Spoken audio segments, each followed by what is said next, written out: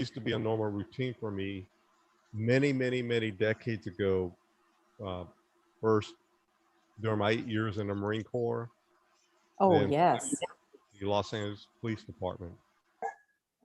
Wow. Yeah, I'm a 5 o'clocker, but I'm not a 4 o'clocker.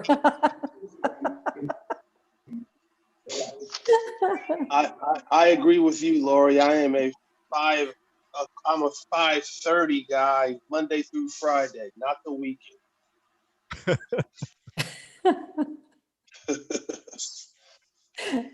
But I have a neighbor who's a 4 o'clocker, so if I'm up early, I know he's up. So good evening, everyone. Good evening, good morning, wherever we are, Good whichever evening. part of the world.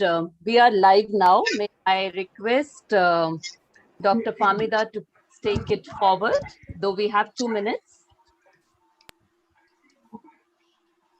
Yes, thank you so much, Dr. Seema. The event will commence in 2 minutes, where we will be commencing 6 p.m. IST sharp. So we do have our chief guest and most of our guests who have logged in. It's a kind request to keep everyone's video turned on during the event.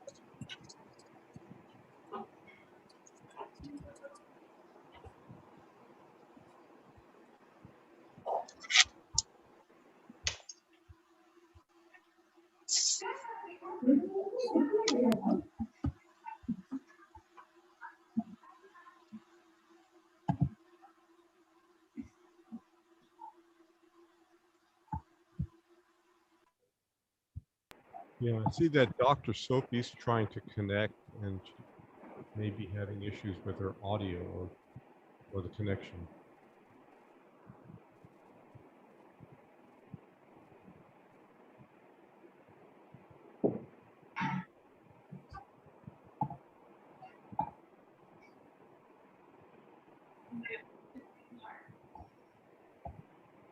It is 6 p.m. here, IST. So good morning, good afternoon, and good evening to all esteemed dignitaries from across the globe. The Charles Walter Society of Innovation and Research extends its warmest welcome to all preeminent personalities who have assembled today to create a difference. I am Famida Mohammed,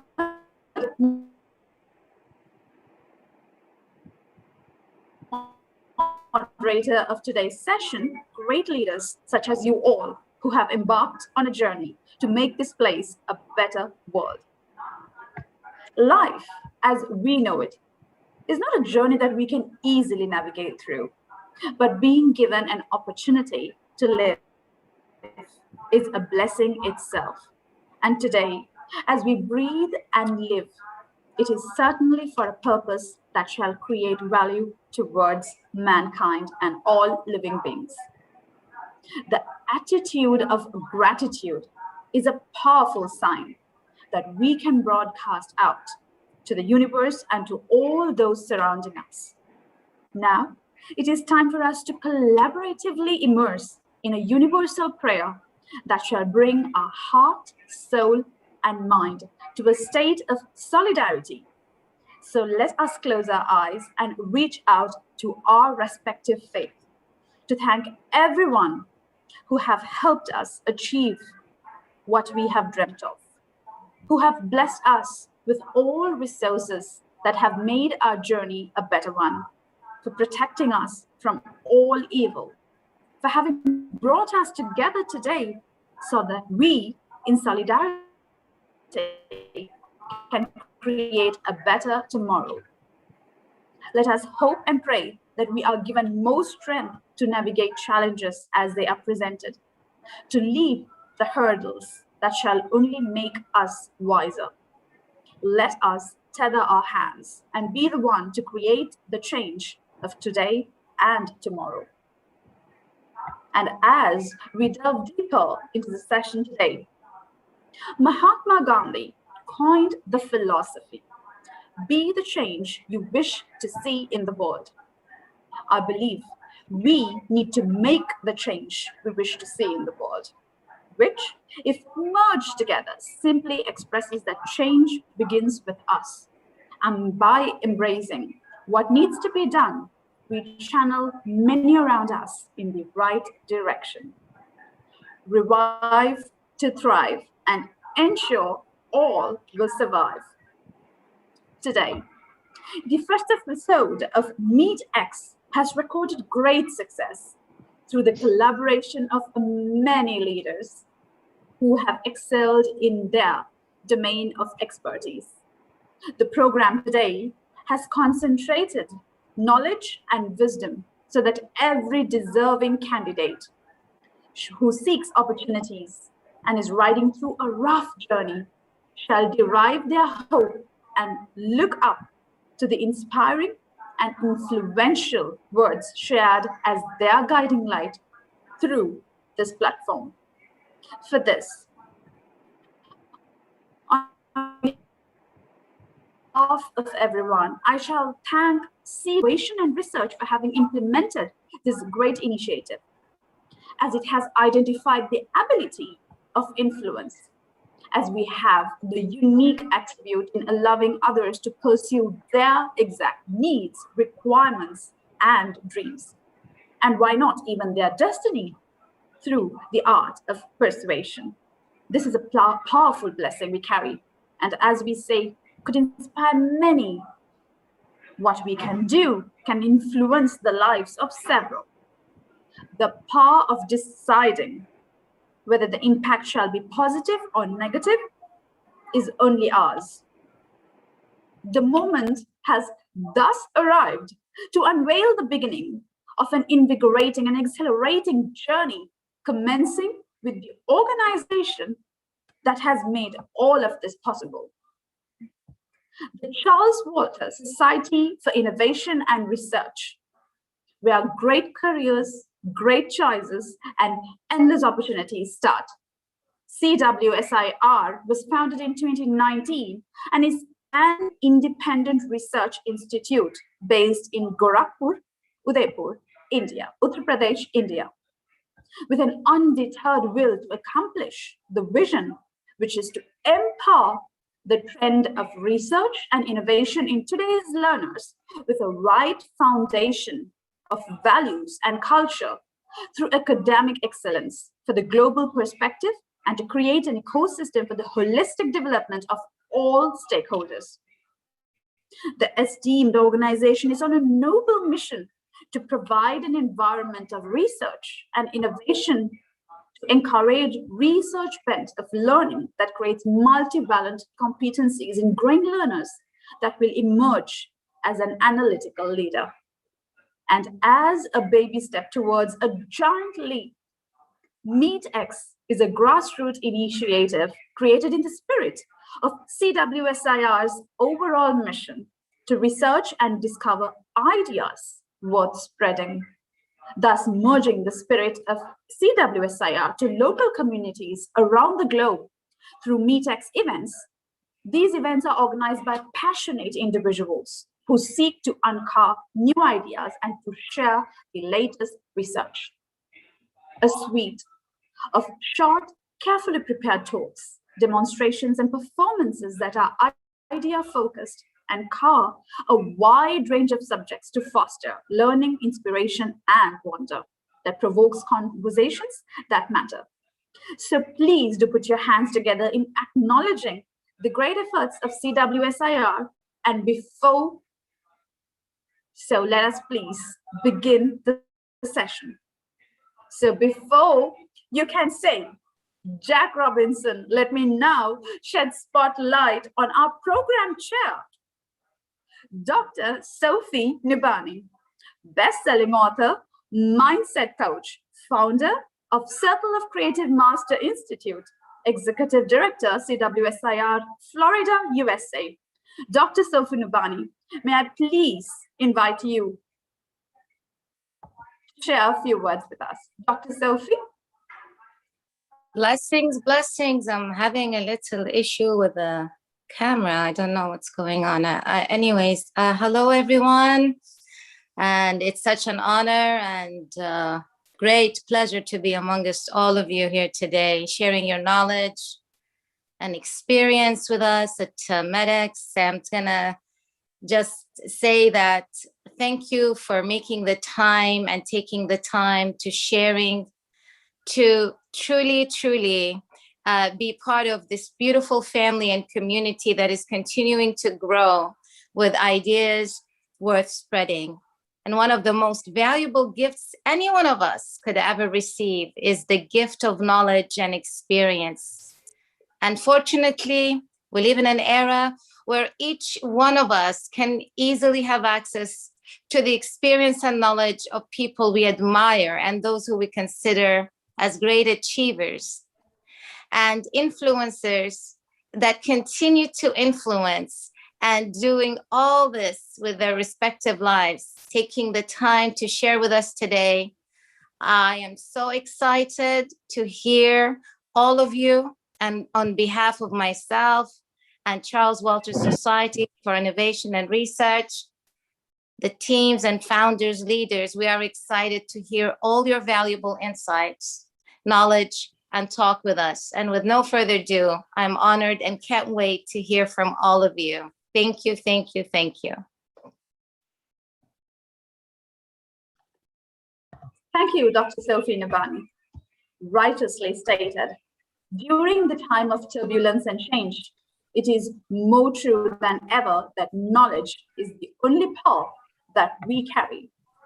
So with that said, now it is time to acknowledge a few noteworthy personalities who have graced this event with their honorable presence, beginning with our very own chief guest, Mr. Salam Muhammad, environmental and humanitarian activist, international organizations consultant of the State of Palestine.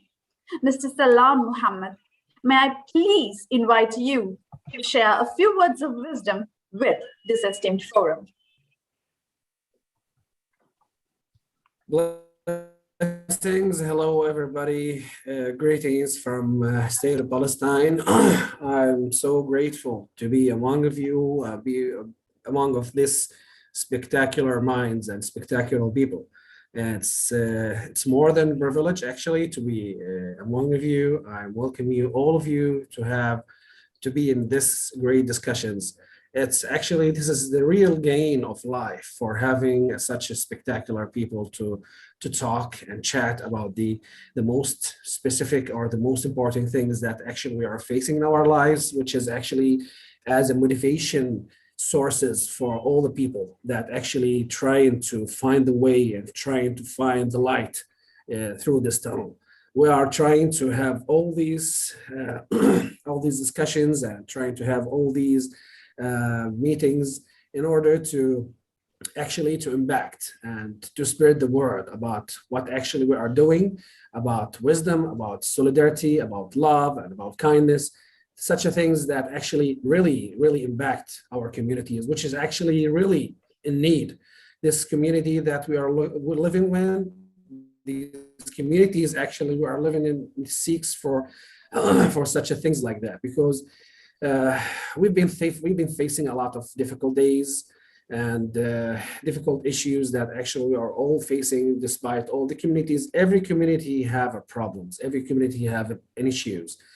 As all as a humanity, we are facing a lot of danger, a lot of issues that actually affect our being on this land, in fact. And a lot of us doesn't work, or maybe let's talk about, let's be honest, a lot of people doesn't use their mind in the good way. Actually, there's an old say, or it's not old, that's a new saying, said that if we said for the people that the brain is an application, maybe all the people start using it. This is unfortunately, this is the way we're trying to motivate people to start to use their mind, to use their motivation letters that they are reading, they're seeing. Multimedia, social media is a great way for this, but we have to push the people to start to take the benefits of everything they are seeing, everything they are dealing with. So there's a great difference between seeing and receiving. A lot of people, a lot of us seeing a lot of videos, a lot of issues that actually which is related to our life, but unfortunately not all of us actually receiving the message from this video, from these materials that actually we are dealing with. So I think this is a good time, and this is a great opportunity for all of us to to take the benefits of this great minds that actually we are hosting today. So I wish you all the very good the best of luck of their work and their initiatives and their work. And I hope that everybody with us will be actually, all of us will give them the good help whenever they need. We are here. For me as Muhammad, I'm always there for anybody needs help. Everybody asking for help, consultation for free. I'm trying to give to spread the knowledge and to spread the word about the things that we really need. So thank you very much for all of you, and you are most welcome in this great opportunity in this great meeting. Thank you, Dr. Muhammad. Not only your words were inspirational, but very kind and compassionate indeed. It was very clear that no matter what kind of challenges or difficulties, how painful situations we may go through in our life, we need to stay strong, because everything negative in our life is all an opportunity for us to rise to the occasion. Well, with that said, thank you so much, Dr. Muhammad Salam. I now would like to invite our guests of honor, beginning with Ms. Lori Hargis, registered aromatherapist, author, and founder of Lori Hargis International School of Aromatherapy, California, USA. So ladies and gentlemen, please put your hands together while I invite Ms. Lori to take upon the stage and share with us a few words. Thank you so much. I really appreciate all of you being here today with me. And I'd like to start off saying how these 4 challenges brought opportunity and empowerment: fungus, death of a child, stuttering, sexual abuse. I'm the founder of the Lori Hargis International School of Aromatherapy. I was born in Santa Monica, California, and raised on a farm in Bakersfield, California. These were all painful and pitiful and moments in my life. Valley fever, a fungus struck me at 16 years of age. My oldest daughter being born with a heart defect and dying at 2.5 months of age. My son stuttering at 4 and affecting his education.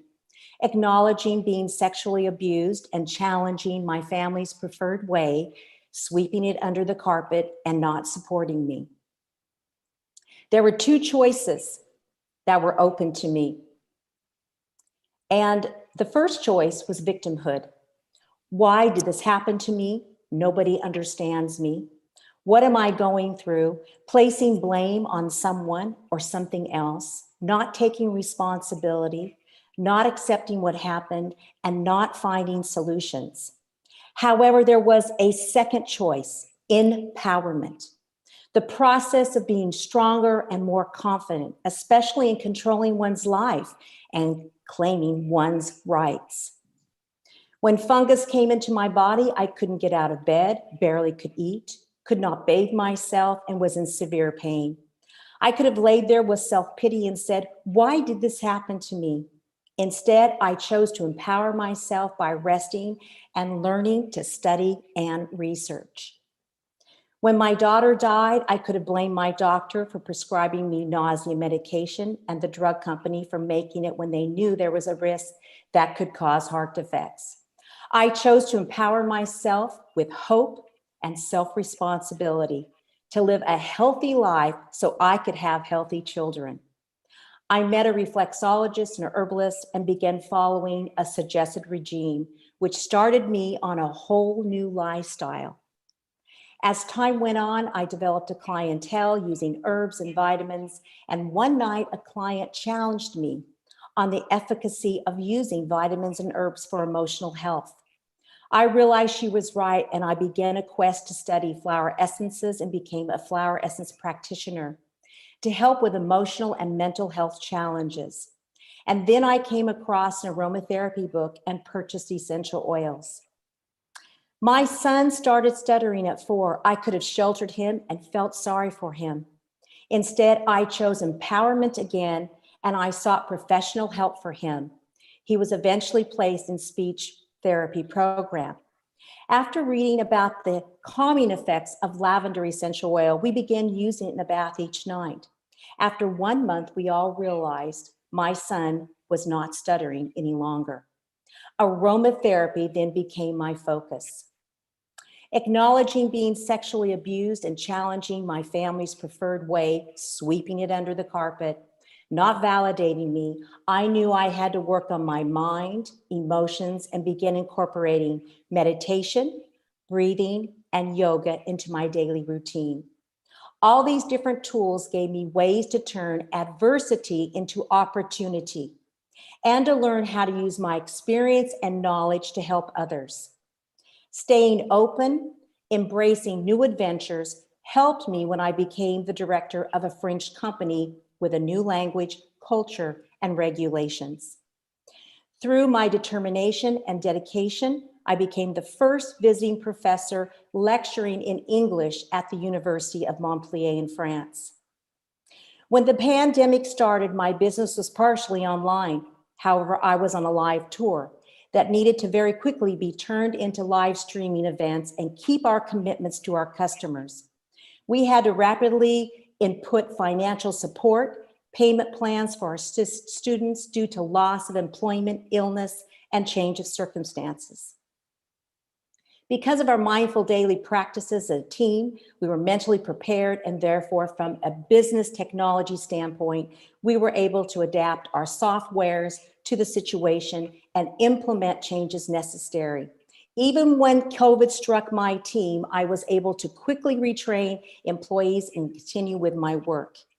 Each time when a different challenge arose, we pulled together with our team, finding solutions, supporting each other, and communicating with our students on a regular basis. Concern for the future brought a lot of stress, anxiety, and panic to our students. I offered free daily mindful training, such as breathing exercises, essential oil formulations, as part of our empathetic strategy. Using these various events of my life to self-heal and incorporating that knowledge and experience to help others on their healing journey, both on hands-on therapist and as an educator, has ensured my success. Because of my journey, I was already equipped with the tools to help others and myself during the pandemic with meditation, breathing, flower essences, and essential oils. It has helped me retain a positive and healthy perspective and balance during these times. In conclusion, I would encourage each one of you to be open to opportunities, to embrace the challenges, and feel your empowerment. Now let's take 3 deep breaths together, breathing in embrace and breathing out empowerment. Breathe in embrace, breathe out empowerment.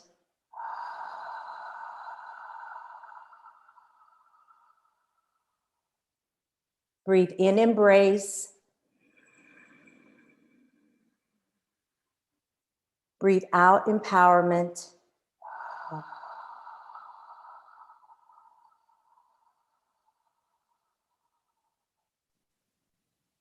Breathe in embrace.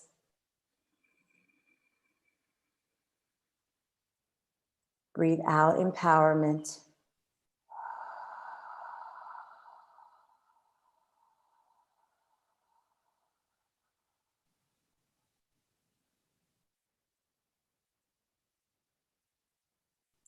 Thank you for your attention, and thank you to the Charles Walter Society for Innovation and Research.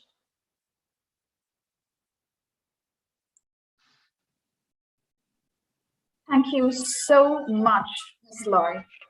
You are an embodiment of determination, because determination is paramount because it enables us to persist in the face of difficulties. So there is this interesting quote that I've read where it encompasses everything about life. The one who wakes up with determination goes to bed with satisfaction. Thank you once again, and your breathing exercise certainly did help me calm down a bit. Thank you once again for that.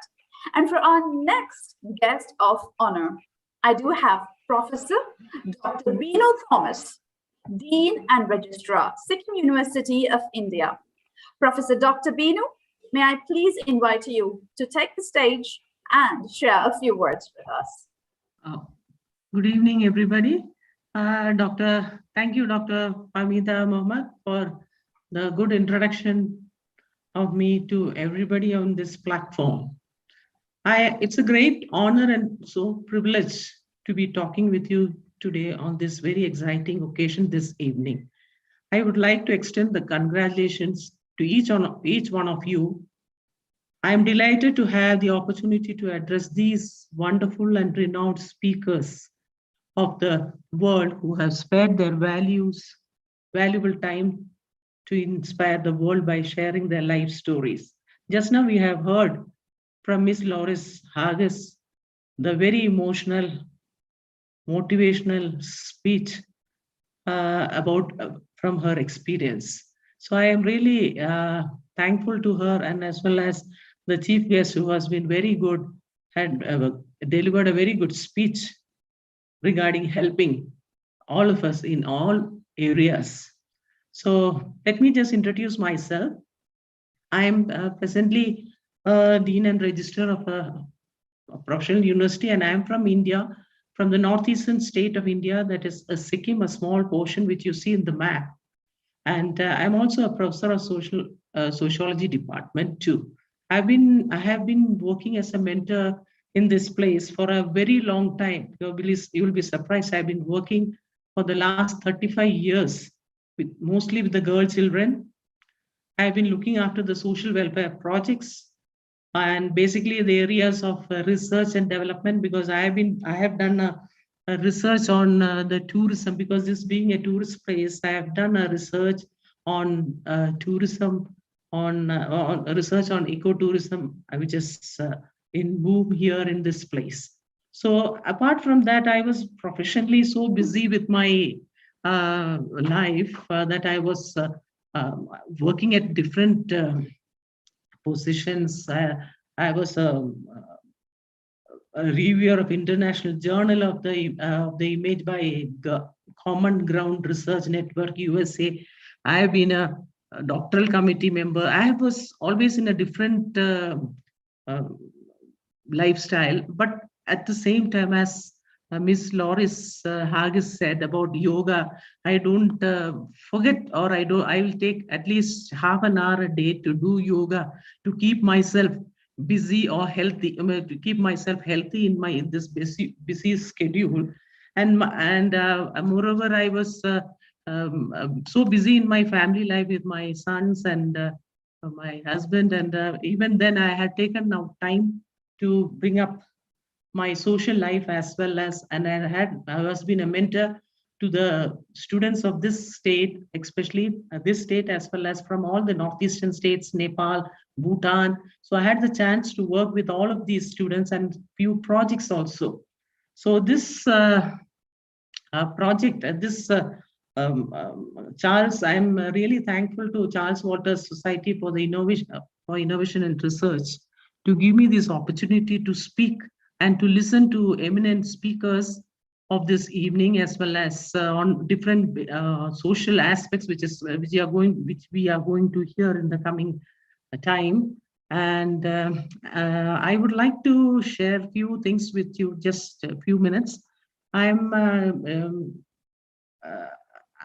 a motivational fiction. I'm fond of this phrase, breaking the glass ceiling. I hope you have, in this context of everything that I have done, all my achievements, all my hard work, and that has been put into a box, as if my ambition was that I want to find a glass ceiling and break it into break it to chase my dream. That is the dream of every citizen, every people, that to have to chase their dream. So I'll give you an insight into life and its different use and fragrances. We are here to witness its wisdom through the intellectual epistle of harmony, peace, compassion, etc., with full, unique, and acknowledging talks on various topics of the world's renowned speakers at the platform of CWSIR. A kind of self-motivation, and as would be convinced that achieving success and happiness is entirely in our hands. With you having to depend on anyone else so long as you adopt certain realities and follow certain attributes of life. Let's witness, testify, and learn the real peace, harmony, compassion, mercy, and divinity through the intellectual, influential, motivational talks of these wonderful and intellectual speakers. At the outset, let me express my sincere appreciation for the honor I have been given today to share the platform with the wonderful and the renowned speakers of the world.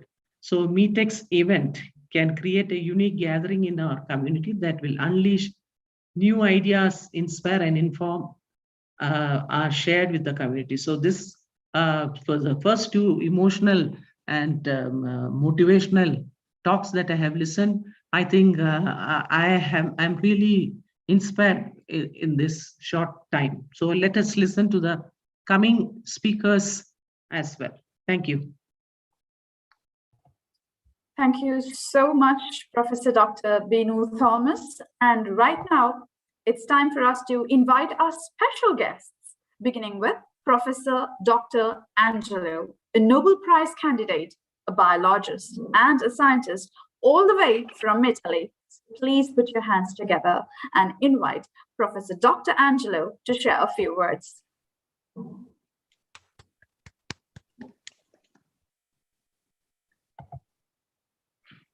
Professor Angelo, are you with us?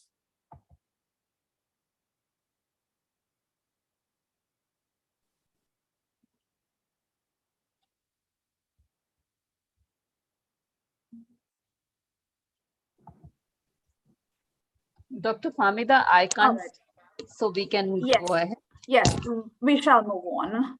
Yes, so the next special guest would be Ms. Viola Edward, CEO and co-founder of GRIT Academy, Cyprus, personal and corporate advisor, mentor, mental health fitness expert. So please put your hands together and invite Ms. Viola Edward.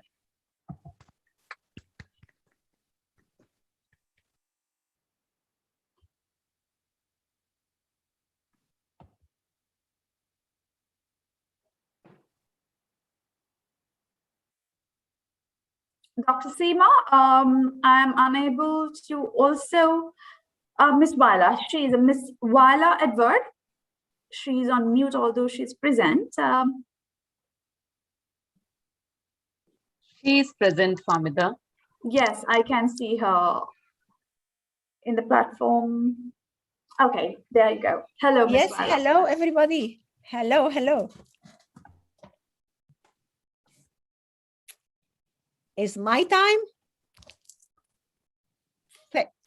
Thank you very much, Muhammad. Thank you very much, Sophie, and all of you. And today I am here in my role as a founder member of CIMA. And I myself am the, at 62 years old, when you start working at 13, how many think you have to say? What do you do? So I have always to talk about this. How is it that I interrupted my formal education to start working at 13? And today I am who I am because I managed to gather myself through mentoring and psychotherapy and breath work to become the person who I am.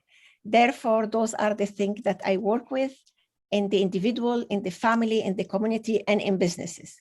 So somebody who's been taking the beauty of mental clarity and mental health into the workplace since 1993. In this process, I have written 2 books and I'm co-author of 11 more.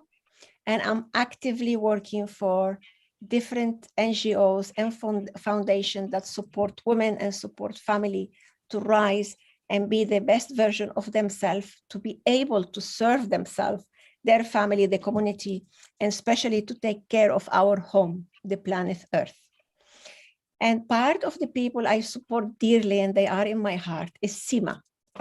SEMA was founded by Ada Gartman. She is a social entrepreneur, really an inspiring humanitarian. SEMA is an acronym of She Inspires Me Award. And SEMA's vision is to acknowledge and recognize women and men who are an inspiration in their community and also globally. People who are making a difference in their community, doesn't matter how small it is, to people who are doing a difference globally. The other point that is part of SEMA's mission is to be of support and help small charity that are supporting children's survivors of child abuse. And SEMA support them for food and for education.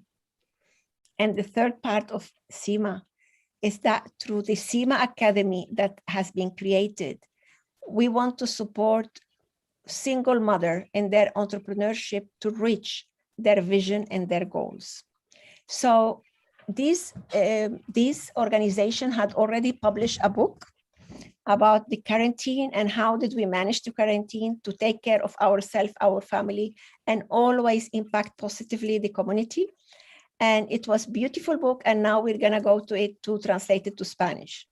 So we work in SEMA, the work is done in English and in Spanish, and it's gonna go bigger and viral, hopefully, to be able to reach different corners of the world.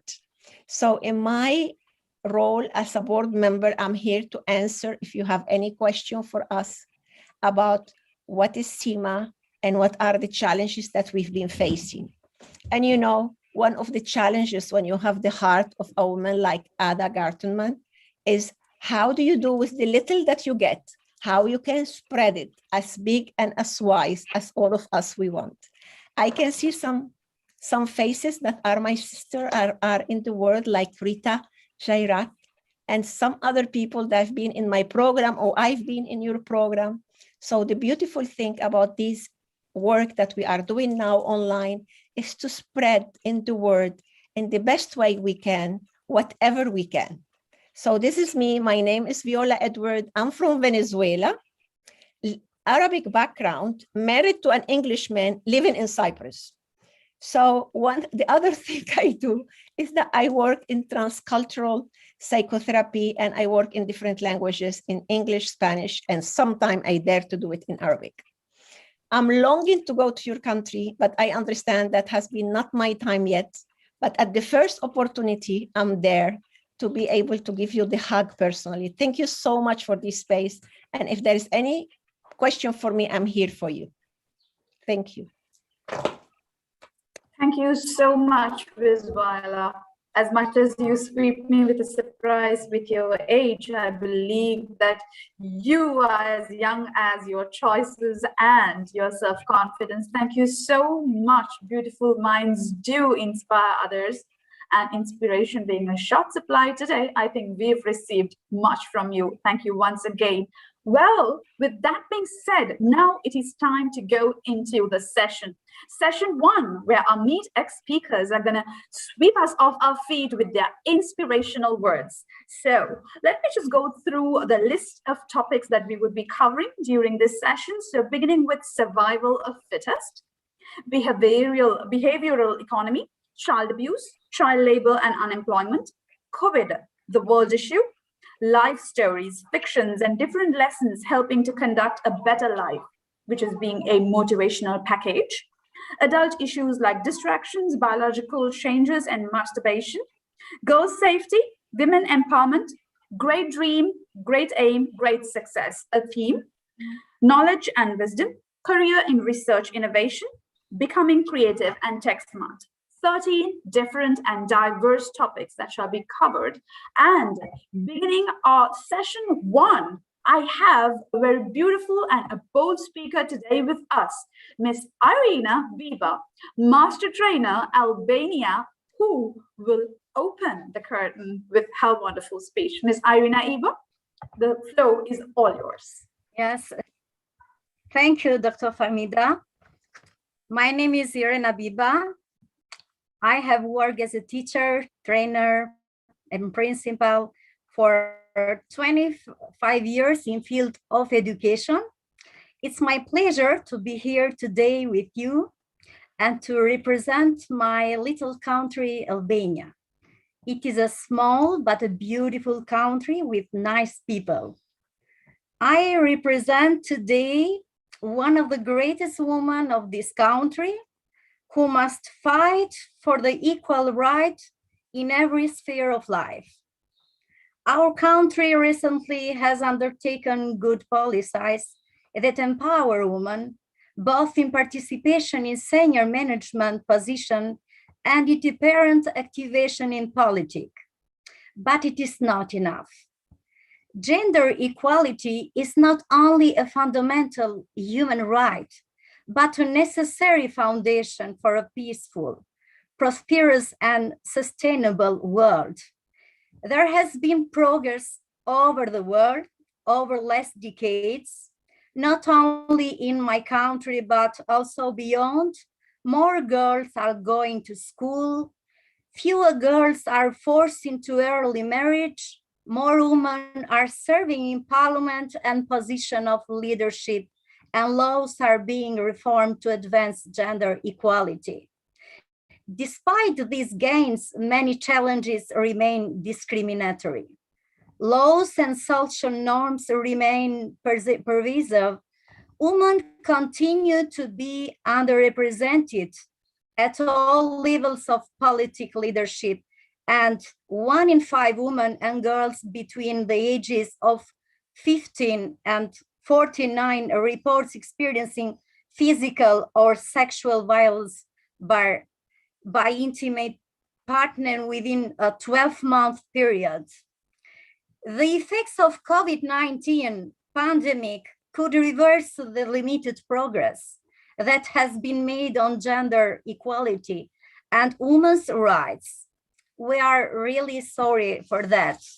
Limited gains in gender equality and women's rights made over the decades are in danger of being rolled back due to the COVID-19 pandemic. We need urging governments to put women and girls at the center of their recovery efforts. What can we do as educators? We can increase the self-esteem of our students in school. We can organize awareness activities to strengthen the role of women in society. We need to fight confidently for a better life, for equal rights. Thank you all. I'm really honored to be part of this beautiful event. Thank you.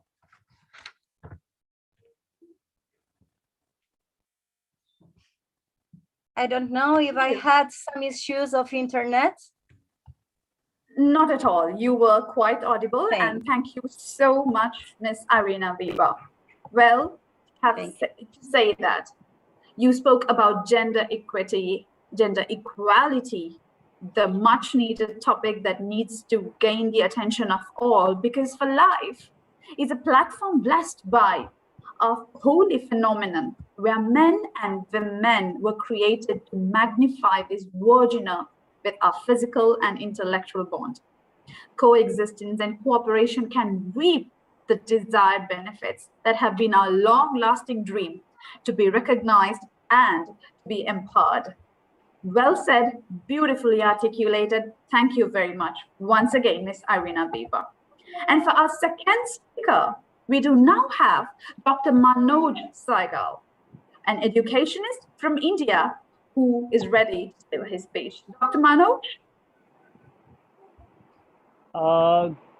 Good evening from India and good morning to all my fellow educators in US. Good afternoon to wherever you are right now from whatever part of the world.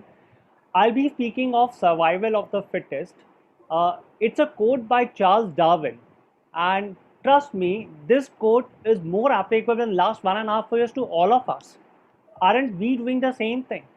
Who thought we'll be locked and the animals would be outside looking at us and laughing at us? Oh, look at the stage right now. It's a different scenario. So it's a price we are paying for not keeping up to the environment, but it's how we have adapted so well. I mean, for educators, we were not ready. We hadn't adapted the technology very well. But within couple of weeks, the Zoom meetings happen, the WebEx happen, the Microsoft Team meetings happen, and we have all connected. So I think it's a big hats off to all the educators who have survived, who have changed it. Change was the only thing which was making us difficult to contact everybody, and now change is one which we are adapted it so well. We've done it with technology. It's a company's organization which couldn't do it, have not survived. We have learned from them. We are learning each and every day how the change is gonna be important. We are connected right now to throughout the world by this change. So survival of fittest, maybe it was a Charles Darwin theory. Maybe he didn't even realize the quote which will be so applicable or so apt at this stage. And I'm so thankful to everybody who's been listening, and I've been wanting to listen to a lot of people. My only thing is sometimes the change is only one which keeps us alive. I mean, very honestly, hadn't we adapted well, we would have not been there. So I think sometimes it is important that you change yourself, important that we keep in terms of technology, adapt changes, which is going to be very important. Thank you so much, Dr. Abhishek Pandit, for inviting me here. Thank you, CWSLR. Famita, you're doing a fabulous job. I mean, hats off, you're doing a commendable job. And Laurie, I'm inspired by you. Thank you so much for sharing your story. It's giving me a huge pump up that you are the prime candidate where you have taken the part. You could have gone back and looked at the debacles and say, okay, it's not helping me. But right now, I think you are the true inspiration. You have shown us how to behave, how to adapt, how to change according to the scenario. So it's a big hats off salute to you and your entire part. God bless you. And thank you, everyone. Have a great evening. Thank you so much, Dr. Manoj. That was a crisp but a clear message. Survival of the fittest is not for the best or for the most intelligent. It is for those who can manage change. Change is the only constant thing that will never change. Thank you so much for that once again, Dr. Manoj. And now for our third speaker, we've got Ms. Tanuja Sachdeva, another educationist from India. Ms. Tanuja, can I please invite you to the stage? And ladies and gentlemen, please do give her a big round of applause.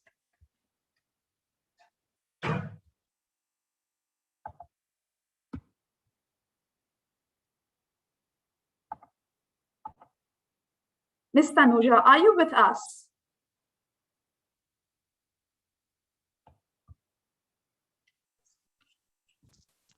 Dr. Seema, is Ms. Tanuja? No, I'm not able to trace her. So yes. we can move ahead. So am I. Okay, fine. Wonderful. So moving on to the next speaker, we have Dr. Rita Jairat, who is an international bodybuilding judge, all the way from India, connecting. So please put your hands together to the bold, beautiful, and strong Dr. Rita. Dr. Rita, the floor is all yours. Thank you so much for having me. Good evening from India and greetings of the day to everybody across the world.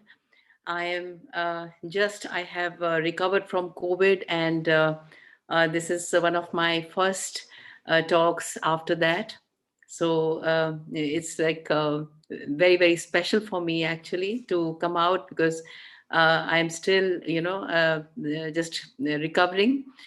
And as Dr. Manoj said, I truly relate to this, that It is indeed a period of survival of the fittest, and there is a universality in all these things, everything that we have said, and time-tested motivational phrases, which are so universal that they may sound like cliches, but it is so relevant, and I am sure will remain relevant forever.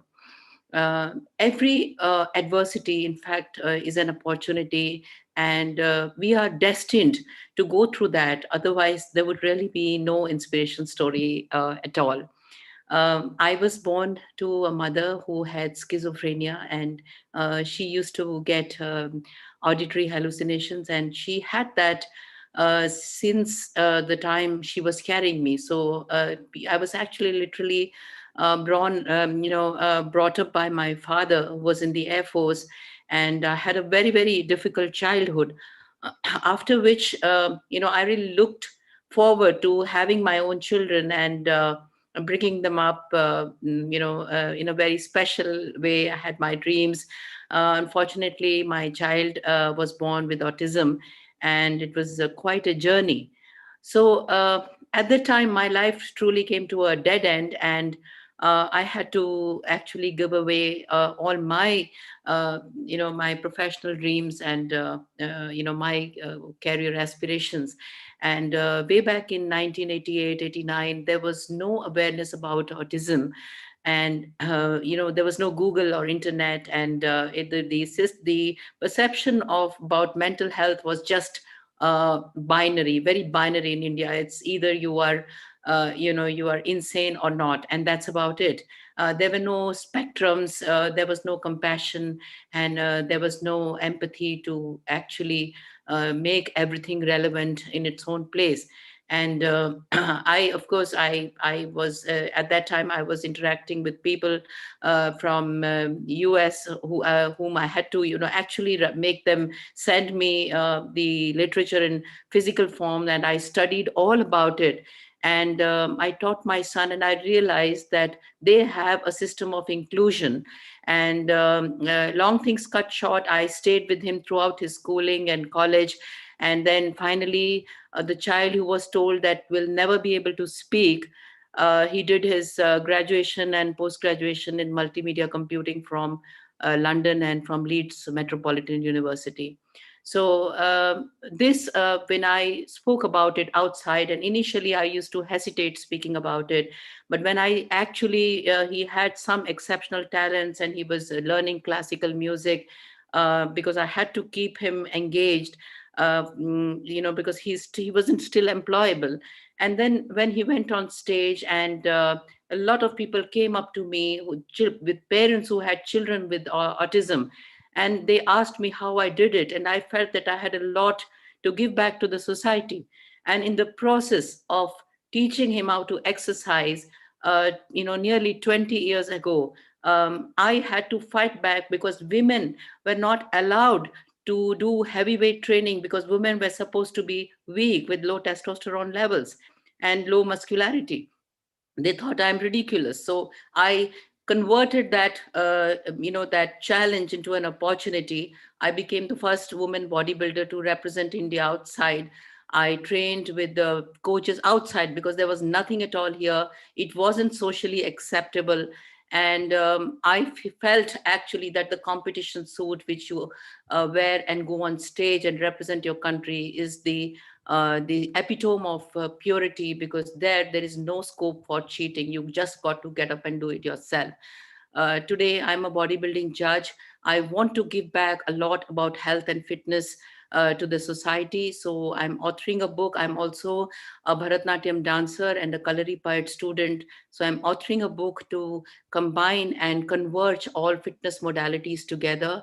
I teach, and I have a lot of students who come up to me for their athletic journey, for mentoring them, and also for having general fitness goals when it comes to weight loss and general health and lifestyle disorders. So I would love to say that I'm also now working very hard upon creating and giving back by making a YouTube channel and writing a lot of articles on different platforms, because that is my mission, to spread awareness about health and fitness. There is so many of myths all over the society, so much of perceptions. As we have seen, I think, height of it coming from WhatsApp universities in the COVID era. And I wouldn't be able to ever overemphasize that being fit has helped me to revive a very, very bad bout of COVID. So, I would really like to thank CWSIR for having me on this platform, and giving me an opportunity to express what I want to do and reach out to all. Thank you so much. I'm very blessed, and my heartfelt respect to all the other speakers. Dr. Manoj, fantastic, and Laurie, fantastic. I really relate to that, because she had her child, and she also, something similar, the same archetype and an analogy to that, the same thing which I have been through, that we convert every adversity to opportunity. Thank you so much. Thank you so very much, Dr. Rita. Leaders are not just people present in the corporate life. Leaders are available in all walks of life, and you have excelled as a leader, as a mom. Thank you so much. The human spirit is one of the ability, perseverance, and courage that no disability can steal away from us. If you can do just one thing right, the world needs you. And the world needs you, Dr. Rita. Thank you so much once again. It was quite inspirational. And for our fifth and final speaker for the first session, we have Dr. Roshini Pakiri, a retired police officer from South Africa. Dr. Roshini, if you're with us, please do join us. And ladies and gentlemen, please do welcome Dr. Roshini with a huge round of applause. Okay. Hello, everyone. I'm Roshini Pakiri. I am the current co-owner with my husband of Toyando Beer Distributors, and an ex-retired police officer for the South African Police Services.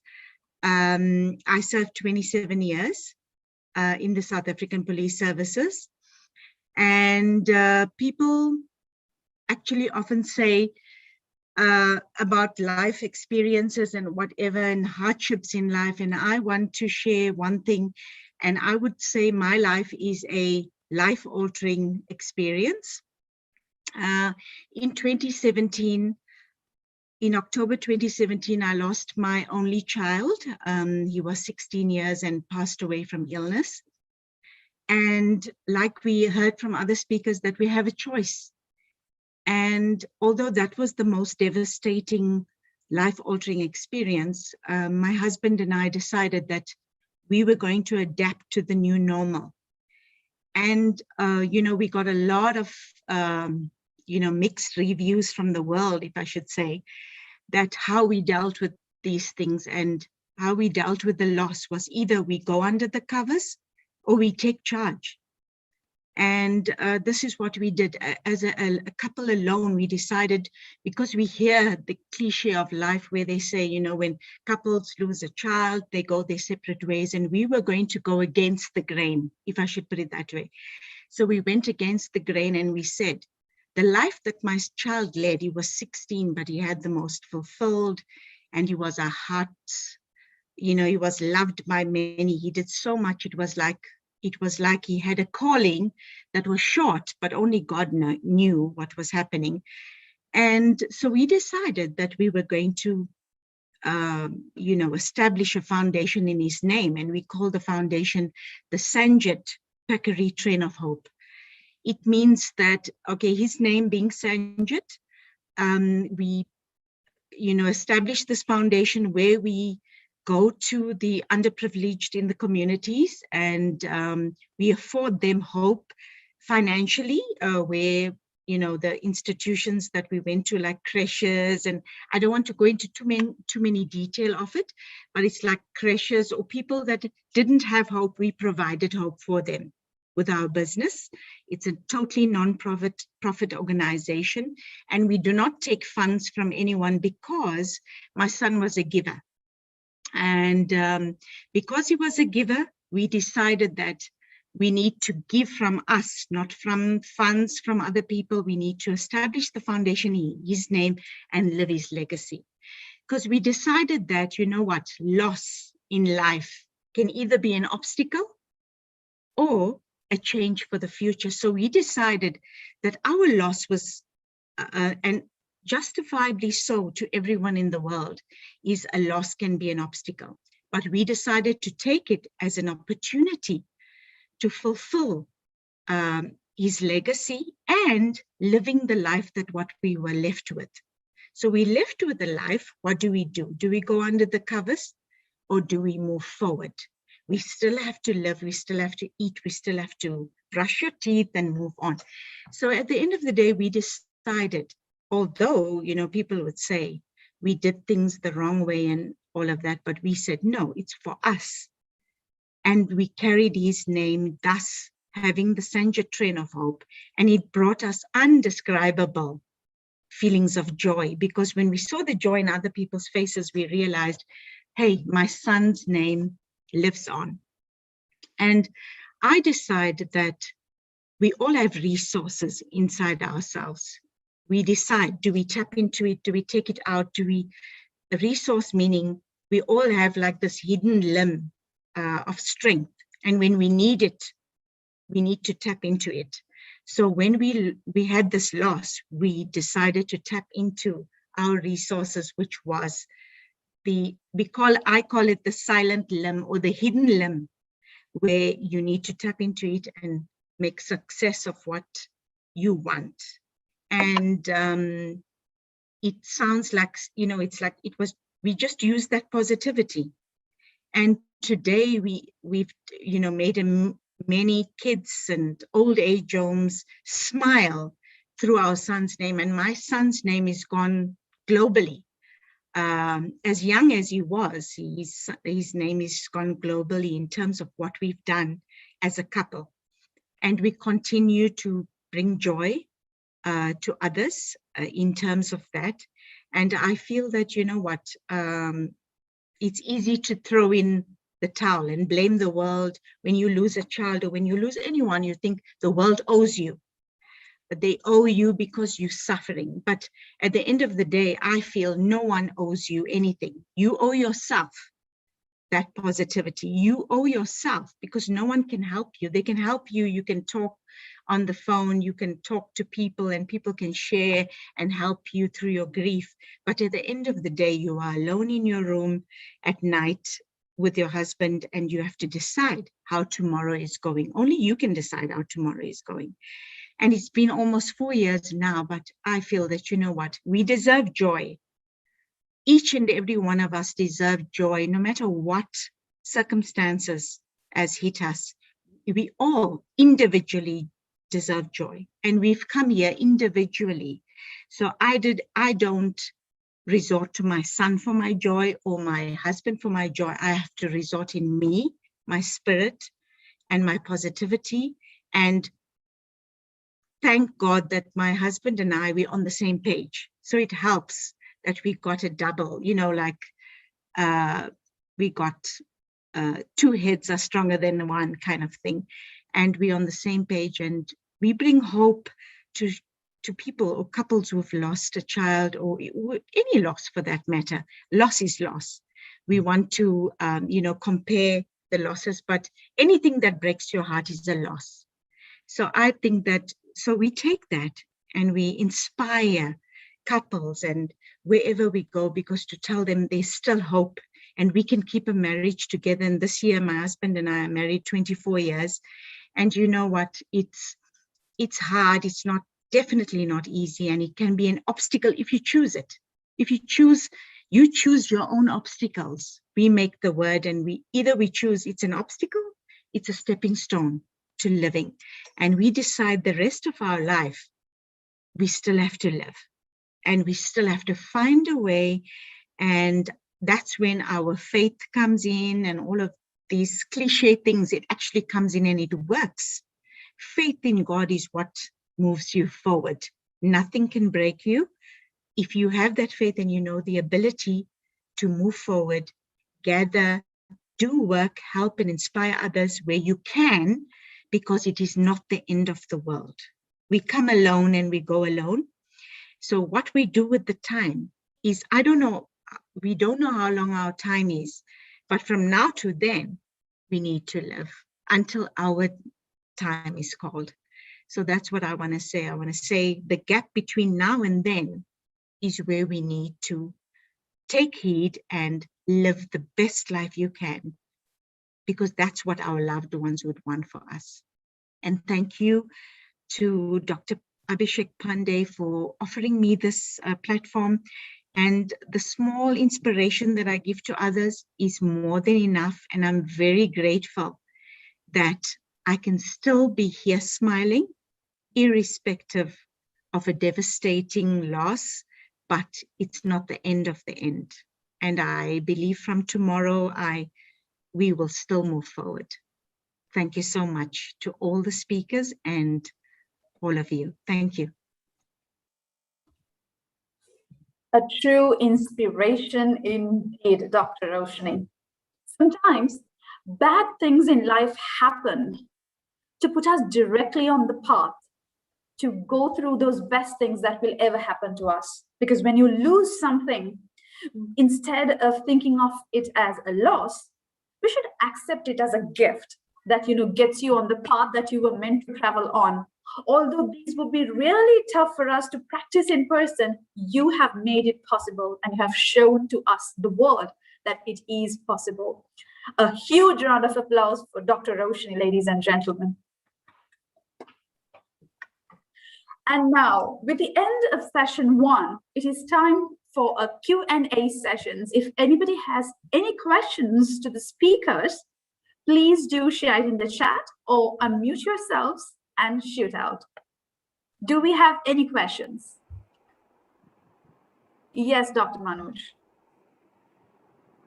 Actually, I don't have a question, but frankly speaking, overwhelmed with the opening speakers. Dr. Roshni, Dr. Rita, you are huge inspiration to each and everyone who's been, seeing this session. I mean, it always goes without saying that women are having maximum empathy and they can be the world best leaders, but you guys are proving it. So hats off. I mean, it's amazing journey. I can relate with what you're going through. I have lost a very, very close friend. So in the recent times, so I know Roshni, Dr. Roshni, what you're going through in the last couple of years. So, but the way you have come across is an amazing leadership. I can only share the grief of your son, but I know he would be looking up and feeling so proud of his parents. So amazing, Dr. Roshni. I mean, you are an absolutely terrific mother and a great leader.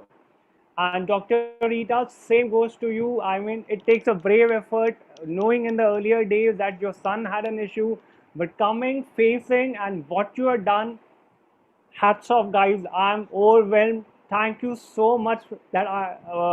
Frankly speaking, thank you so much, Famida, CWSIR, and Dr. Abhishek to having me, because I'm looking at such lovely panel. Laurie, Viola, I mean, truly blessed. Thank you so much. That's only the thing which I wanted to say. Thanks. Thank you, everyone.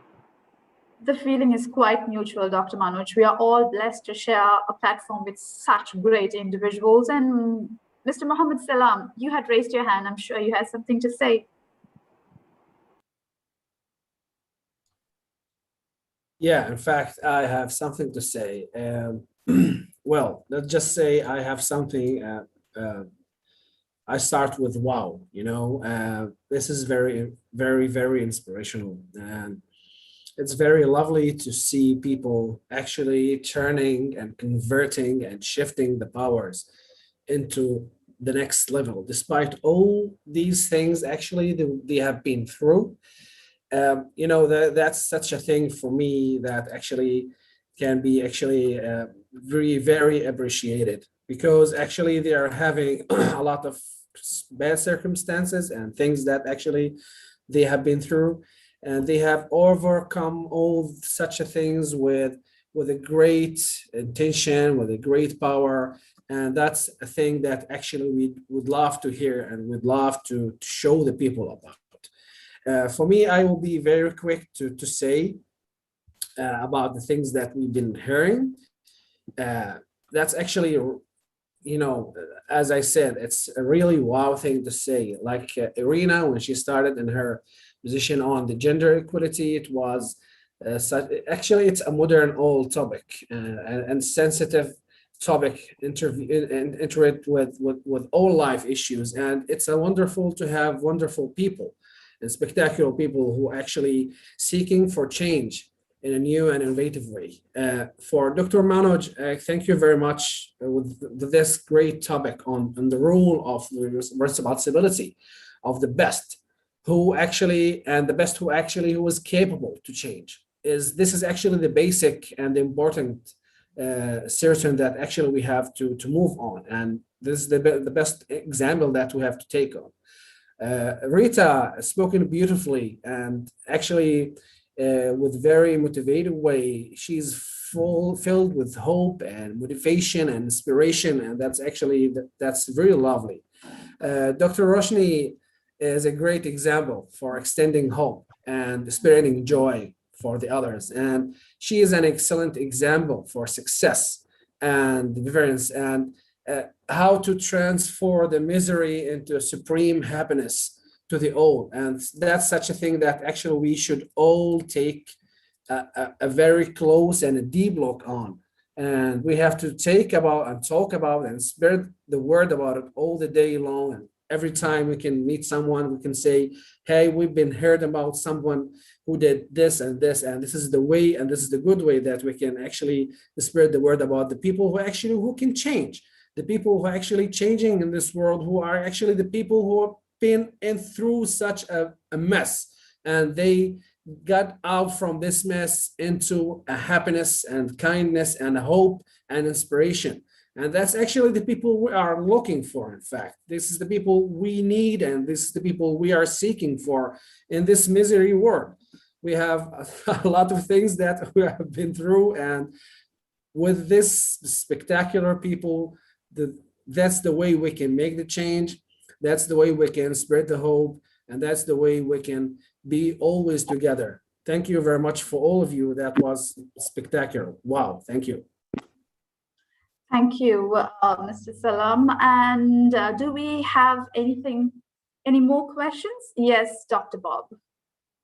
Yes, amazing panel of speakers here from each one of them. And personally, I can relate with Lori, with your son.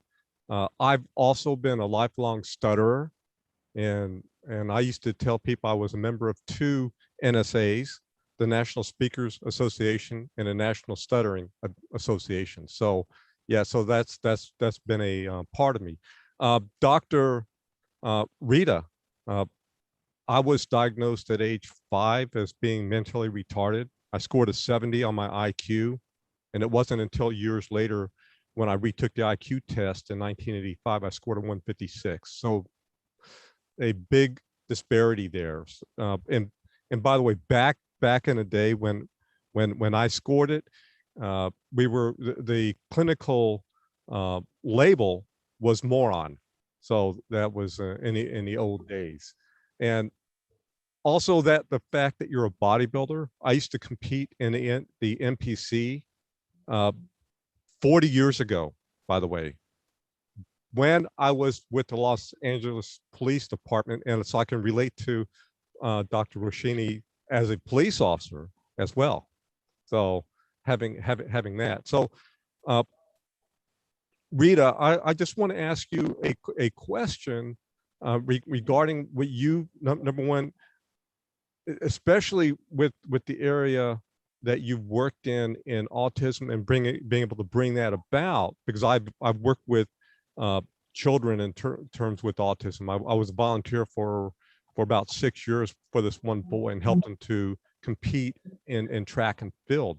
And he was a low functioning autism. So what are some of the physical things that you've done, not only with your son, maybe with others in the areas of the autistic spectrum, and even beyond that?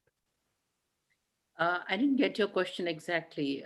You mean that the physical activities for children with Physical activities aspect, yes. Yes, because I think you can understand more than anybody else. First of all, that you're associated with NPC is tremendous, because that's where I did my first few competitions, because we didn't have any competitions in India. So I'm so glad about that.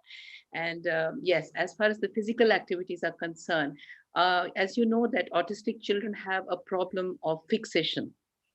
So they have a very, very strong likes and dislikes. And my son is 33 years old now, and nobody would have more experience than me in understanding, in the easy way or the hard way or whatsoever, that no matter what you tell them to do, they will actually do only what they want to do.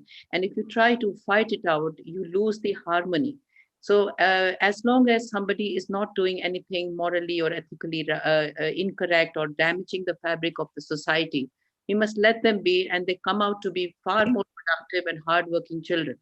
So what I feel is that for every specific child, when I take him with me along with me to the gym, I never push him that you got to do that. Whatever he likes, you have to let them be, and they will do it to absolute perfection, to a phenomenal level. And then we as human beings, I say lesser human beings, we actually realize that sometimes the most tiniest of things, which we feel cannot be monetized or cannot go up to the next level, they find a whole an entire world in that. So it's like the more you know, the more you realize how much you don't know. So when it's the best policy is to let them do what they're doing, and they have this the problem of fixation should not be looked as a problem. They may get fixated with a particular thing, they may get obsessed, and when they just go on doing it, they reach a level where they are really phenomenal. So just that my general policies, as long as there is physical activity, as long as they are not lazy, which may be detrimental to their health and end them up with lifestyle disorders, I think we should just give them that space and let them work within that framework. Awesome. Yeah, I completely agree.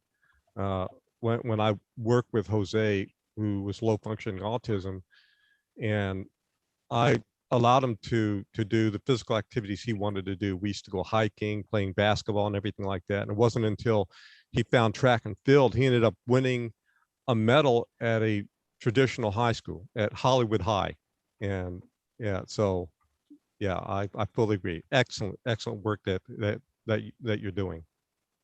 Thank you so much. Thank you so much. I think the Q&A session will be brought to a halt as of now in lieu of time. We wish to proceed with the schedule, and to all those who have questions, please do hold on to them. We would be allocating some time. And for now, we do have to invite, it's time for us to invite our chief guest once again for his keynote delivery. So Mr. Mohammed Salam, please do take the stage and engage us with your words of wisdom, please.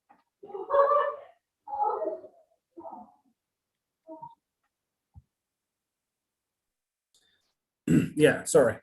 Thank you very much. Again, I actually would be again saying all the things that I've been saying before. I thought that I was saying my keywords before, but again, for me, for such a people who are actually inspired, that you can be inspired from. For Dr. Rita, you can see the hope through their eyes. You can see what she is capable of. And this is all because of things that she's been through. A lot of people have been through a lot of things and bad days, bad circumstances. The difference between the difference between the person who I can actually change is the person who I can see what he is capable of. When you look at yourself at the mirror, you can see, is this the one who can make the change? Do I have to let others to decide what is our life is going, how is going, how is someone else is going to steer my life away? This is the difference between the man or the woman who are actually trying to make the change in their life. Others, unfortunately, they are just watching. These people actually who are watching, they will still watching, they will still in the bottom. They will see, look at the people who are actually making the change. They will see the people who are actually making their own visions, their own dreams, not their own dreams. Sometimes like Dr. Rita and the others has successful view that actually they have made their own children or beloved dreams. They are making their dreams come true by making others happy, making others chill, making others feeling the joy that actually they are missing in their life. So this is the question that we have to ask ourselves about. Do we have to stay still or let the others steering our life, making the changes for us, controlling our life? Or this is the time for us to take the control, to start making the change in our life, making the change for others. For me, a pilot, or let's say a pilot project or a pilot idea, a successful one, is like the base for a lot of change in this world. It is the base for a great successful in this world. If you start in an appropriate way, if you succeeded in your own experiment, then you can spread this experiment for the others. Then they will learn that nothing is impossible. Everything is capable. Everything can be done if you try, at least try to change your life to the best. Try to push your life in a better way that you can actually affect the others with this happiness, with this inspiration. We don't have to be selfish in our active in our life. Someone who actually have a great initiatives. This is actually start with the great initiatives, with the great power. There comes the great responsibilities. These great responsibilities is about how to defend the other dreams, how to push the other dreams to make it true, because you already succeeded. And this is the time to be a kind and to be a solidarity, to have the solidarity with the others who cannot make their own dreams. This is the way you can help. This is the way you can affect. This is the way we have to affect. This is the way actually we have pushed into a great world. This is, as I said at the beginning, it's a selfish world, and there's a lot of things actually we've been through, a lot of misery that actually we have been. For a small example, I'm not taking a long time. In the coronavirus, when we started, when this coronavirus started, and for us, we had a lot of projects, a lot of actions, a lot of workshops that actually we are making, a lot of projects we are implementing. But when everything stopped in Palestine, as an example, everything stopped. None of the NGOs or the people who are actually working in the humanitarian field, none of them have been working in this period. So in the light of this pandemic, we were the only one among all the Palestinian civil society institutions that took the wheel, take the steering to work to comfort the effects of the pandemic in the marginalized area and the marginalized groups, especially children and elderly. We have worked to transfer our previous projects to confirm and to go against corona with the major projects that actually most important for which, like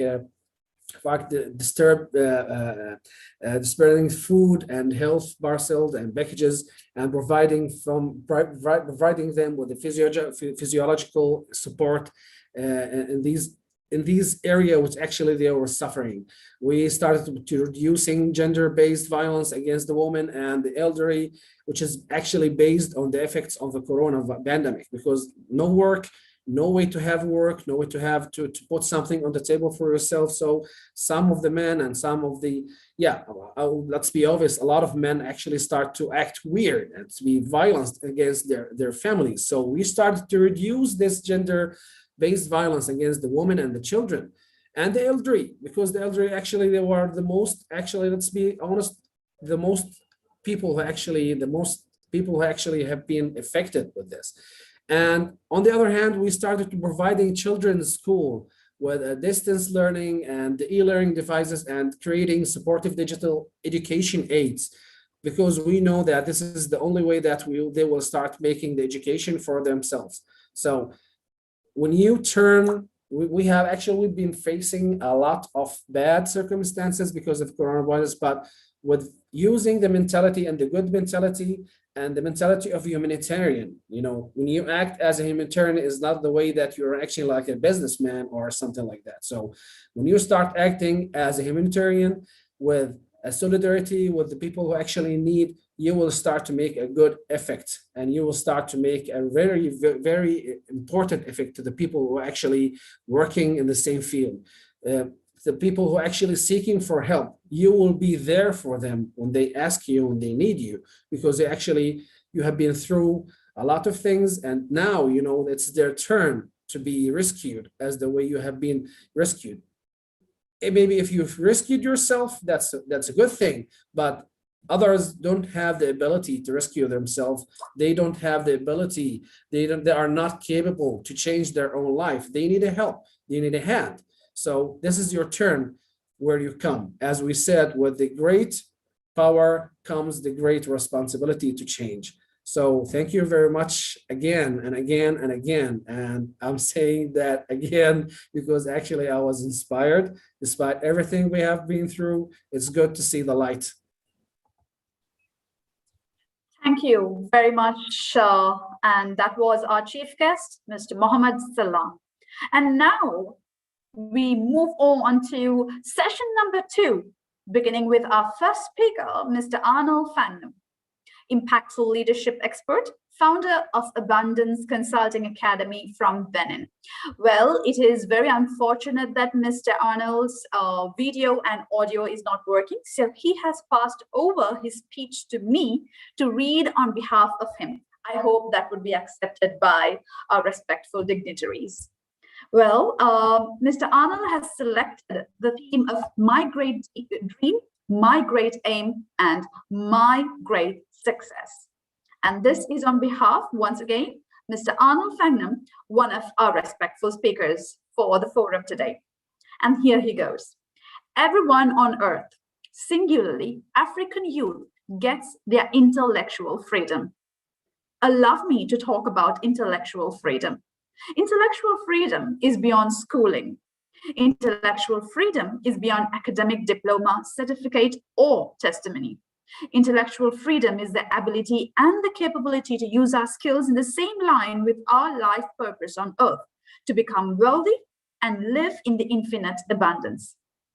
Our intellectual freedom gives us power to own our time, to own our life, live longer our abundance, because life is always abundance. The great aim is to have every young African go to school and also get perfectly educated. Here, it's important to notice, schooling is all about mastering all lessons or academic teachings, and you know to get a sheet of paper we call diploma, certificate, or testimony. Education is all about mastering very useful skills in the same line with our life purpose to serve the world.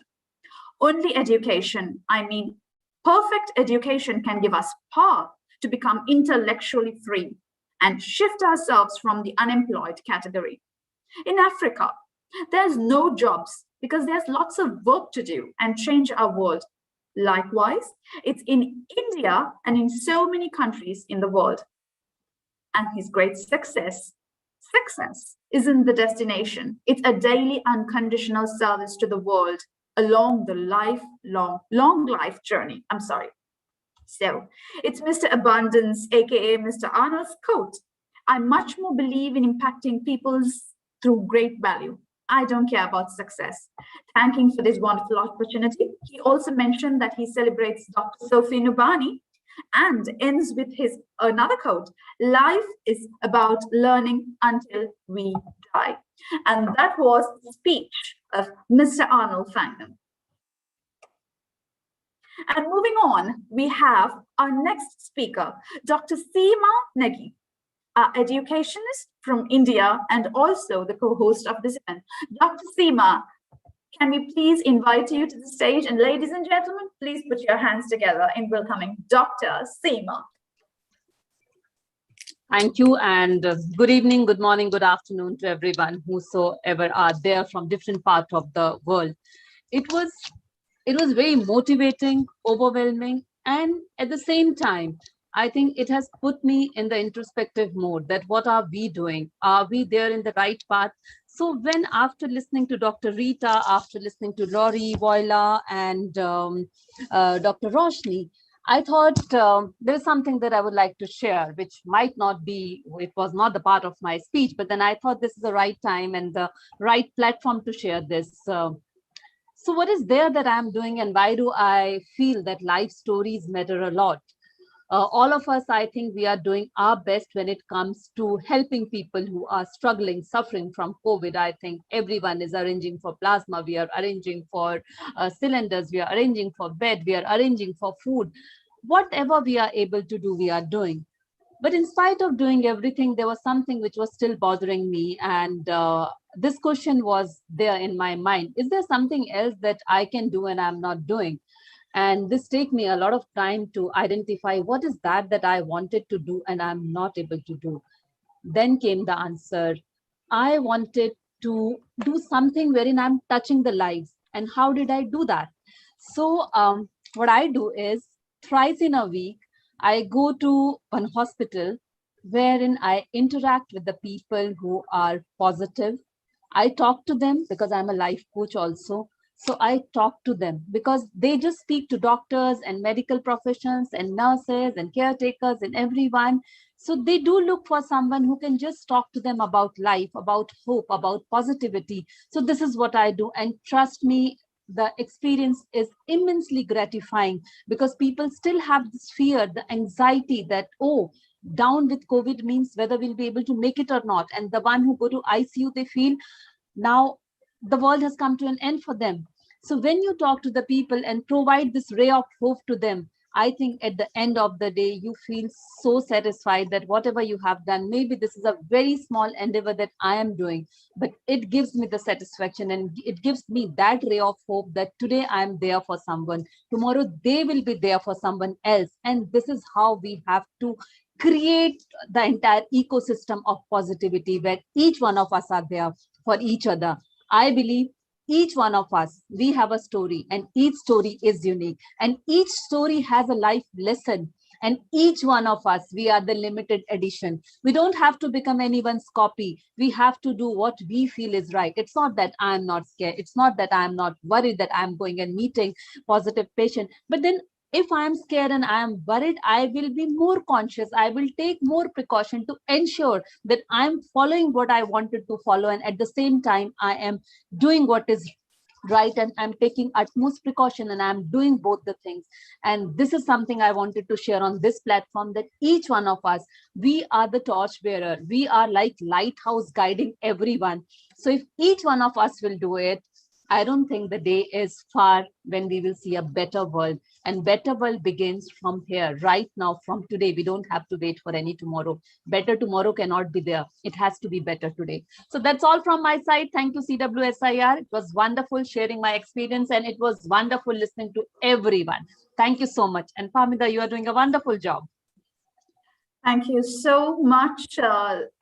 Seema. Actually, the ecosystem of love, inspiration, humanity, and kindness has developed. And Ms. Laurie has mentioned in her comments, yes, when inspiration builds up, there goes, it becomes so contagious that everybody becomes inspired. Everybody's filled with so much of vibrant energy. And that is what this platform demonstrates as of now. So thankful to be a part of it. And with that, thank you so much, Dr. Seema.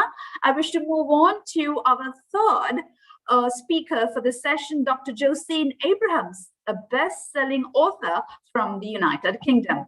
Dr. Josine, the floor is all yours, and please to welcome her with your huge round of applause.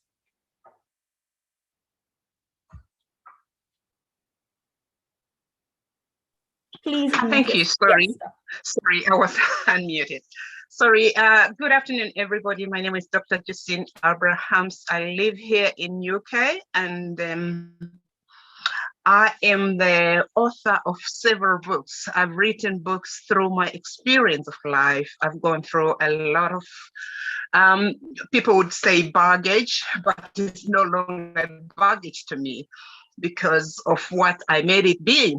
I'm a domestic violence advocate here in Britain, both Africa and worldwide. I do stand up for women who have been abused, and I am a philanthropist. I had to make some business so that I help other people in my circumstance, in my situation. Right, how do we start? I say to my story, it starts from the pain, then to purpose, then to power. I experienced this pain because I got married very young at 22, and just after 2-3 years, I had a daughter to my lovely husband who was in the army back then in Africa. I was born in Zimbabwe. Then he died. He had a car crash and he died because he was in the army. I had a daughter already. So yes, I was still very young at 24 with a child, and I had left my father's house. So I had to live by myself then. So I struggled to raise my child, but my parents were well-to-do. So they decided to take my child from me so that I could go back to work and do all the things I could do, right? I was alone, and I was working so they could help me to look after the child, because back home it's quite expensive to manage to have to pay school fees and everything to have your child get educated, the sort of education you want to have. So that was good enough, but there was this stigma of you having lost a husband at such a young age.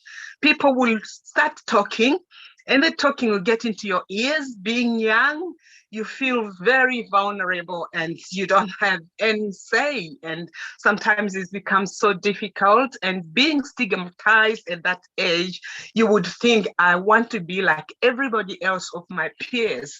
So you want to follow people who are in the similar situation with you. So to change this, I had to get married after some few years. I found another husband. Then I said, okay, here I am with a new husband. He's teaching, I'm a secretary, so I'm happy. Nevertheless, I wasn't happy. It was just after 2 years, I realized that this is quite different from what I know from my first marriage. So the problem started. He was drinking, he started beating me, he started doing all sorts of things. And right now I've got stabs on my back because I was stabbed with a knife, and all those things. When it happens, those days and up to now, there's still some places where you don't have any representation as a woman. Nobody listens to you. Nobody listens to what they say, what you say, because they believe you've been married to somebody. So you got to take it under your armpits. Don't share with the world what you're going through. You just have to struggle alone. But I want to tell you, I went through this and I struggled not knowing who to tell, what to do, being butchered every other night when he's drunk, where he wants to finish everything is on me. It's either I get raped, it's either I got kicked, it's either I got the knife behind me. So I lived that sort of life for some years. Then, let alone, one of my uncles realized that there was no life within me. They noticed the way I was going, and they knew there was something not right. So I had to explain when he forced me to speak. I told him exactly what was happening. Then he said, you better leave this man. So I left him thinking that, it's okay. But the other problem, I'm also the problem, because I didn't mourn my first husband. I didn't show the world my feelings of what I was going through. So I was quiet, thinking that I have done it all, brushing it under the carpet, not speaking, not sharing my story, not sharing my emotions, or telling anybody what I'm feeling. So with this second marriage, it was a problem because obviously I was comparing them. Obviously, I was that type of woman who said, I don't want to listen to you. I've got something I know that a married person could behave in such a manner. So with people helping back home, we've got people who can help, the uncles, the aunties, I'm every other person's child. I'm not only my family's child. So this happens, and my uncle noticed that there's no happiness again. My uncle said, why don't you leave it and just be yourself? So I thought by being myself and let him go, he didn't want to go, but he went forcibly. And that was okay when he left because he was starting to hit me nearly every night. So, right, he has left. I've got another 2-3 years and I'm only 26. Now I'm thinking, is this gonna be the type of life I'm leading? I'm gonna be alone for the rest of my life. Right now I'm 60, I'll be 61 in a few months to come. Right, I'm thinking, what's gonna happen next until I get to 100? I'll be by myself. I didn't want to be by myself. I was somebody who was determined that I want to be a housewife. I want to be educated. I want to look after my children. I want to have a big family. But all that didn't work. I had only one child. Right. After a few years, again, because of peer pressure, because of loneliness, I thought I would get married again for the third time. And to my surprise, my parents were happy that I'm choosing the right path because it's the right path for every other family, because that's where they say, we have a child here who is doing the right thing. Because, you know, it's a shame when you have your daughter at your house and who is not married and she's bringing children. So I did the right way to get married and bring myself to my parents that this is what I've got, this is what I have. But it was from fire to a frying. I mean, from bed to worse. It didn't change nothing. So I had to struggle worse. And when I mean to struggle worse, I found the wrong partner because of quick judgment and quick choosing. So I was choosing quickly. I didn't know these people. I loved to be with somebody. I didn't care about my feelings. I was just going there, giving myself out, thinking that this is the right way to do it. Although the parents were there to advise, but they could, you know, when you are still young, you don't listen to nobody. You think you know it all. So exactly, that's what happened. So after a few years again, with this third marriage, I got married for the third time.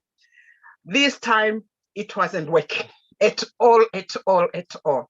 I had two people to compare. I had this third person to look at. And I'm seeing things are quite different. And I can't cope with everything that is going on. The only thing I was doing is to make sure that I survive. I got this husband, he was sleeping everywhere, bringing any type of disease you can name it. This is around the 80s, and I'm still young. And I want a house, I want a home like every other woman. But guess what? It wasn't meant for me. I was forcing myself into things that will never work for me. I struggled for this marriage to end. But at the end, I realized it has to end. It has to stop. He was bringing every type of illness back home to me. I'm sorry. It was in the 80s. People were dying. People were dying of AIDS and HIV. This man got to the extent that I cannot stand it. I've been suffocated. I cannot breathe. So I said to myself, I told my uncle again, I cannot cope with this marriage. Now, I've proved it to be a failure to my family. I've proved it to be a failure to my sisters. I'm the elder. I've proved to be a failure in everything in life. Now I'm thinking, what will I do? What will I become? How am I going to tell my sisters to stop or to say this is the time you need to do something? I have failed myself. I went on for a few months. Then I said to him, look, it's not working. We better break up. And because he was sleeping around, he had a lot of women around. So that wasn't a problem for him. Though I was heartbroken to say I failed again. Though the first marriage was death, the second marriage was divorce, third marriage was divorce because things were not working at all. So I thought marriage wasn't good for me.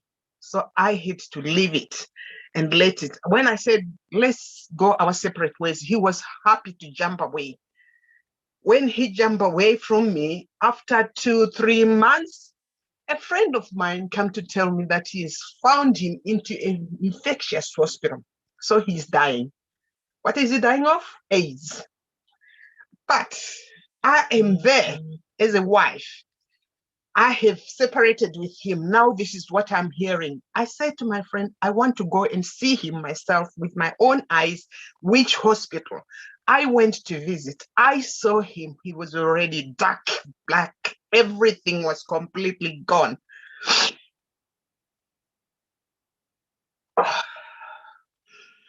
I could not believe it.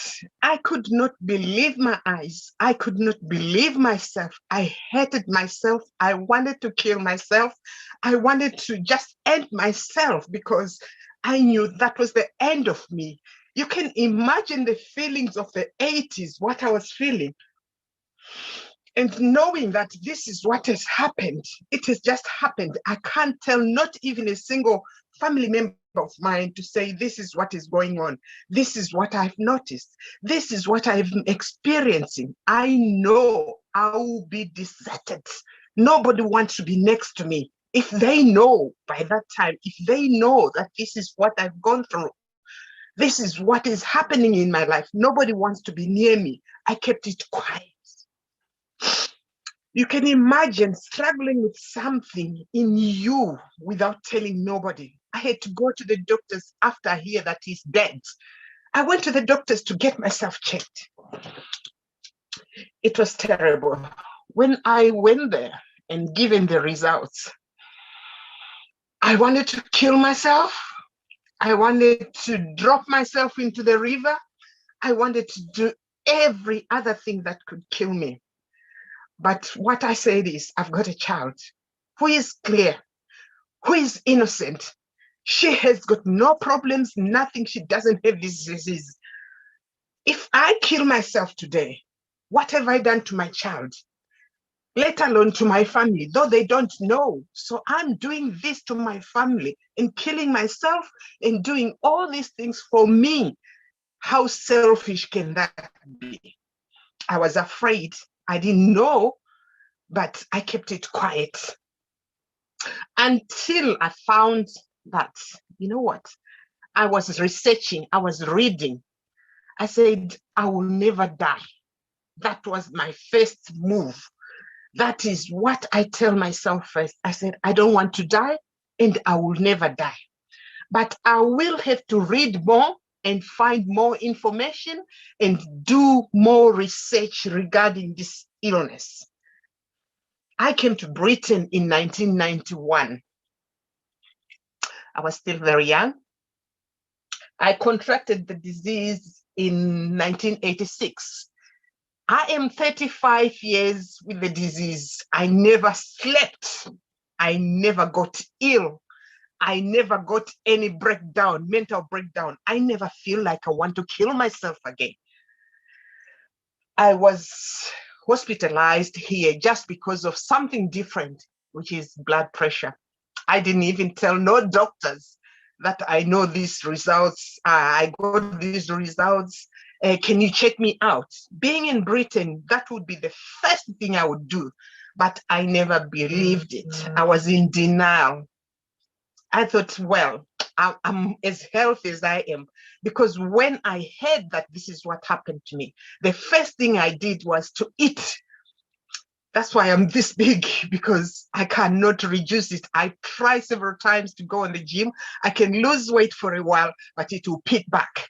But I ate for the whole world. I didn't want anybody to associate me with the story of what I've just had. But what I did when I came here, when they discovered that I'm ill, the illness that took me to hospital was blood pressure, because it was piling up in here. I didn't want to tell nobody. I didn't want to tell anyone. Even my child, she had to know it when she was about 15. That's when she knew it, when I took her to the doctors with me. And I said, my consultant said, do you want your daughter to know? I said, yes. Do you want her to know exactly your condition? I said, yes. I took my daughter to the consultant and everything was explained. And still, she couldn't believe me. I was taking tablets quietly. And I was surviving, doing all the things I was doing quietly.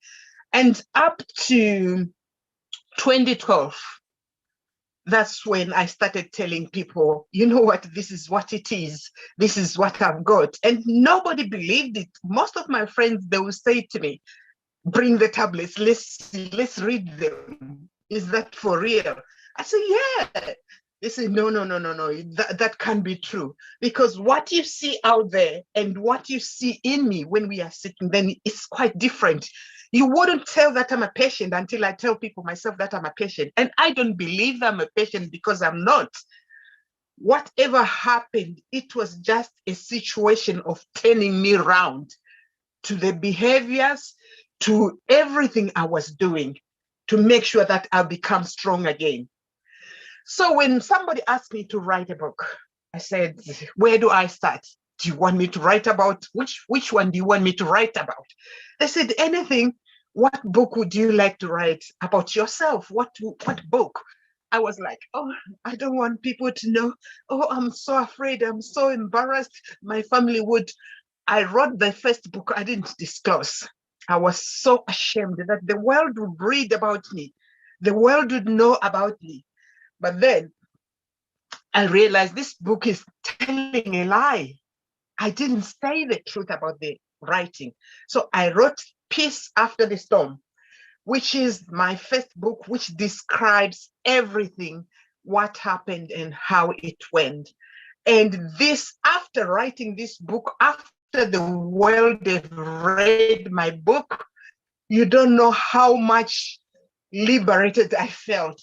You don't know how much freedom I had.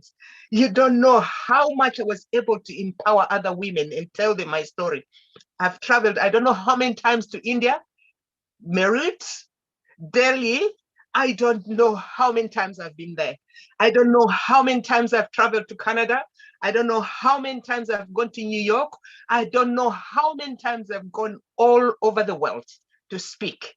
And that alone has given me my life back.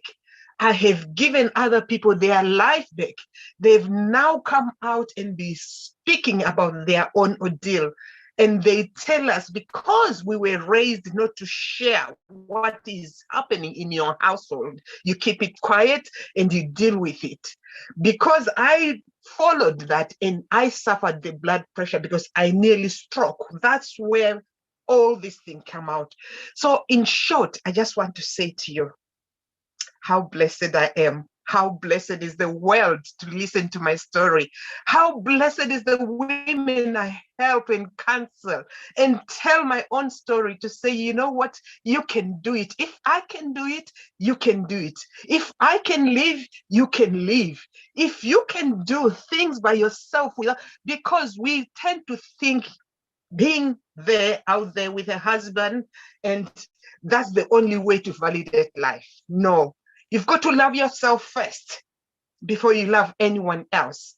You've got to do things the right way. So that take time. It doesn't matter even if I go 100 years without getting married, as long as I'm happy in here, things will always come to pass. So I just want to say to you guys, I'm happy, I'm alive, I'm happy I save the world with integrity. I empower the women. I don't stop, and I won't leave any stone unturned. I want to help every other woman of the globe. I want to see the change in women. I want all the women to be empowered, to be able to tell their story without any shame, without any guilt, to know that they are human beings, under what circumstance, under what you are going through, you will be a human being as long as you know that there's a man above the clouds who looks at us. Thank you, ladies and gentlemen, and good afternoon. It's Justine Abrahams. Bye.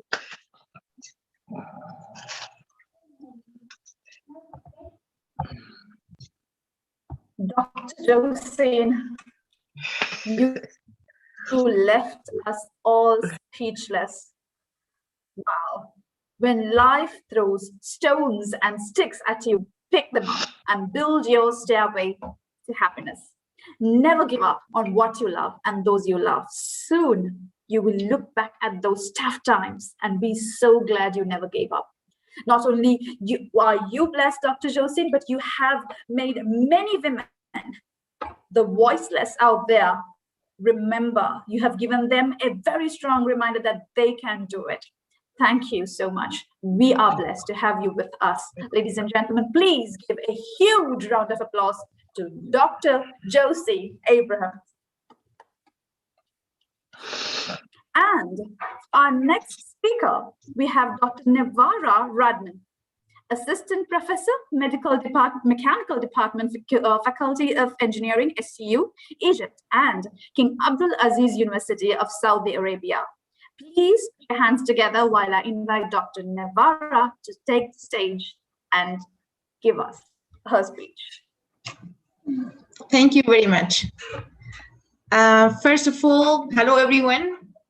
I'm happy to be with you today. I would like to express my thanks and appreciations to the owner and all the organizing members, and of course to all the lovely speakers. Really, I'm happy to be with you today. And I want to say that my name is Niara, Niara Radwan. I know it's a hard name. In my country, Niara is a hard name also. Please let me introduce myself. I'm Niara Radwan. I'm working as assistant professor. In my country, I'm Egyptian. I'm working as assistant professor in the mechanical department, Faculty of Engineering, Suez Canal University in Egypt. I'm also working now in King Abdulaziz University as assistant professor and as a quality assurance officer for the PhD program in Saudi Arabia.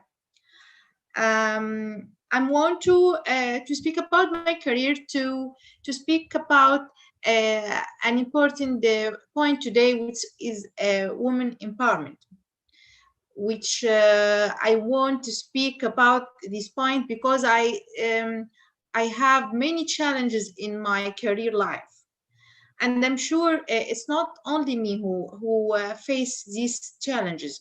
A lot of women all over the world meet these challenges. I'm here. I will speak about women empowerment and gender challenges which I have faced in my chosen career. I see that the women all over the world are facing almost the same challenge. So I want to focus on these challenges to see different examples for successful women who could who could exceed these challenges. Today I will present the most 4 challenges which facing most women all over the world in their career. And then I will present my case as an example of dealing with these challenges. The first challenge: women have difficulty obtaining postgraduate studies. This is what I see in my career life. Furthermore, the men maintain that starting master's studies is a priority for them in order to reach higher professional and financial goals in the future. At the same time, the lower number of women with doctorates in comparison with the number of men with doctorates demonstrates the fact that the greater time investments required by this study means lower possibilities for women to start and finish them. Moreover, the income disparity between genders can cause young families to prioritize the man's career advancement over the woman's because he will have greater growth prospects financially. For example, for me, while I was studying my PhD, I was the only woman among 10 men colleagues. The percentage is 1 to 10. The second challenge, women work in their job for more than 50 hours a week, on average, plus more hours in reviewing work, emails, or work on weekends. They feel dissatisfied with the amount of time dedicated to their families or personal lives, on the whole between 2 to 3 hours each day.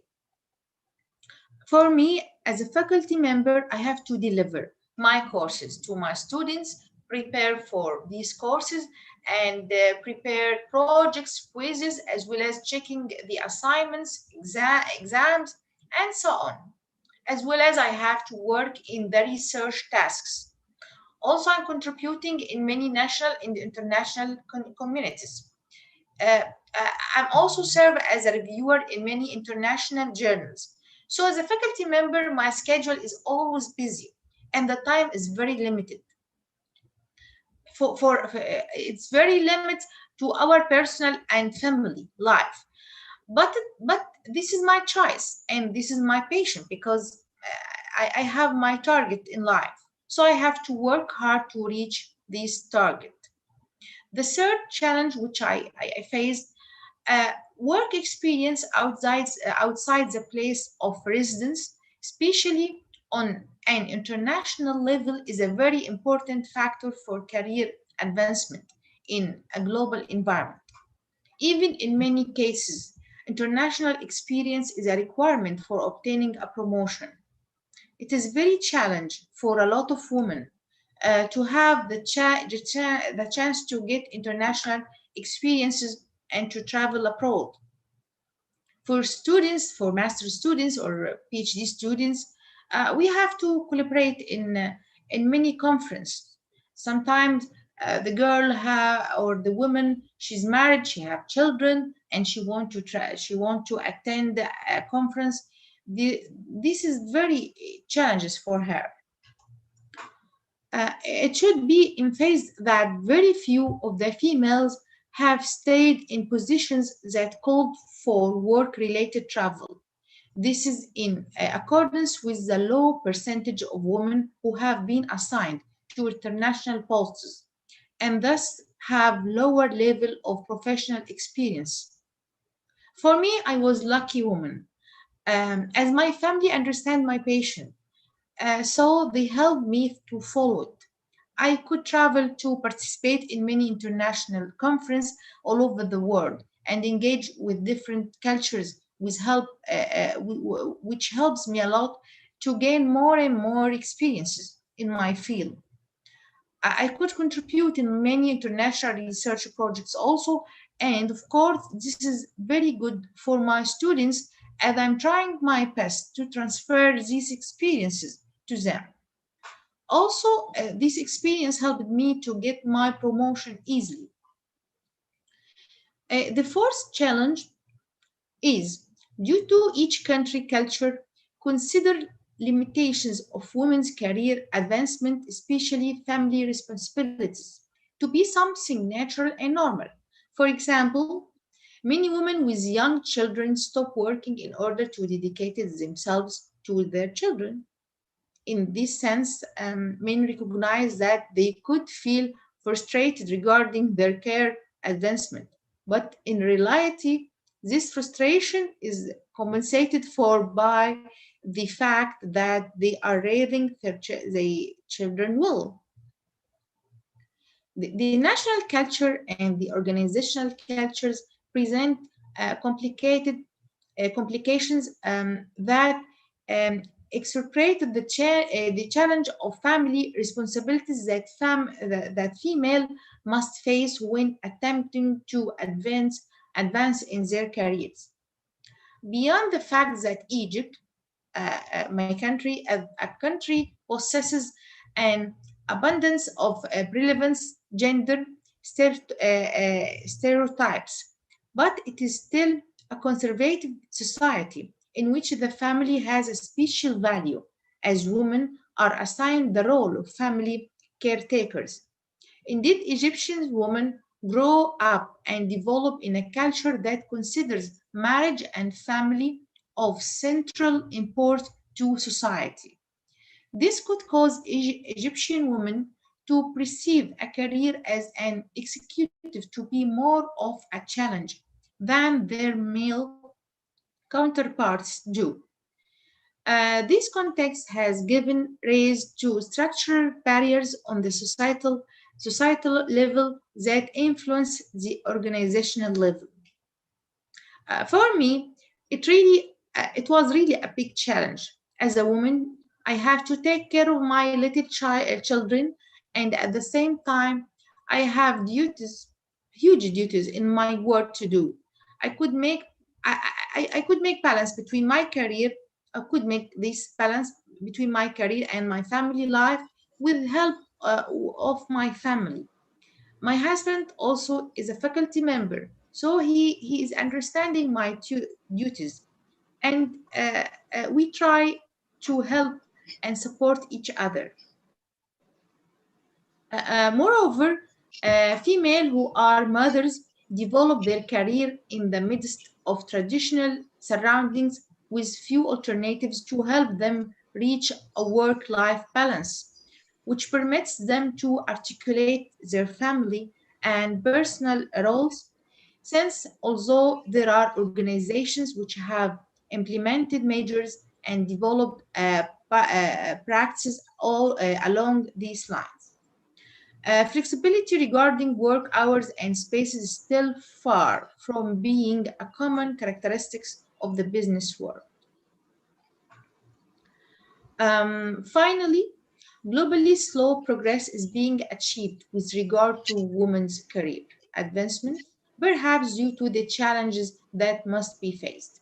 So my last words for every girl and woman, please follow your passion, work hard to get whatever you want. Thank you all. Thank you very much. Happy to be with you today. Thank you. Thank you, Dr. Niara Radwan. I hope I pronounced your name right this time, and apologies for the beginning. Well, thank you so much for letting everyone know that women are not just the embodiment of fear and doubt, but strength, resilience, and intelligence that this world needs. Thank you so very much. And for our next speaker, we have Mr. C. Reggie Rogers, relationship coach, TV and radio host from the USA. Please put your hands together in welcoming Mr. Rogers. Hello, everyone, and thank you for this awesome opportunity. I hope that everyone can hear me well, but I appreciate the opportunity. I'm very gracious and gratuitous to be able to share with you on this morning. I want to first commend and congratulate our co-host. She's doing an amazing job. So I want to celebrate her for what she's doing, how she's carrying this format, this platform on. And I just want to say you're doing an awesome job. I'm grateful for the Charles Walter Society for Innovation and Research for having the vision to create this platform so that we, the speakers, would have something to say that would be change agent so that we could help and to aid and assist others just through something that we may say or something that we may do, but it becomes visible because of this platform and people would be able to receive and it's implemented into their lives. And so it becomes applied, and it's implementation as well as application. And so I want to just thank all of you, Dr. Sophie, for the invite. And to those that I don't know, to those that I do know, Dr. Bob, appreciate all of you and your support for being on this call this morning. I'm actually in travel mode. I'm traveling right now. I bring you greetings from Phoenix, Arizona, but I reside in Las Vegas, Nevada. I am in Phoenix, Arizona to tape a television show. I'm going to do a live show here today. And so I'm here. It's been a busy, busy schedule. So, but I was able to arise this morning, ran rising to get on this call. So it was a 5 a.m. rising for me, or actually a little bit earlier for me to get up to get on this call. But again, I'm gracious and gratuitous to be able to do so. I was given a plethora of topics, but one that stood out for me was the theme or the term survival of the fittest. I think that as the doctor spoke earlier about survival of the fittest, we understand that survival of the fittest is a Darwinism theory of evolution. I'm used to talking to women and telling women to be empowered because I'm a relationship coach, but this stood out so much to me because all species of organisms arise and develop. But as they develop, there are three things that happen. One, they compete, they survive, and they reproduce. The word reproduce really resonates with my spirit because to reproduce, we understand that this is an existence of organisms which adapt to your environment. So you make this adaptation, you adapt to the environment.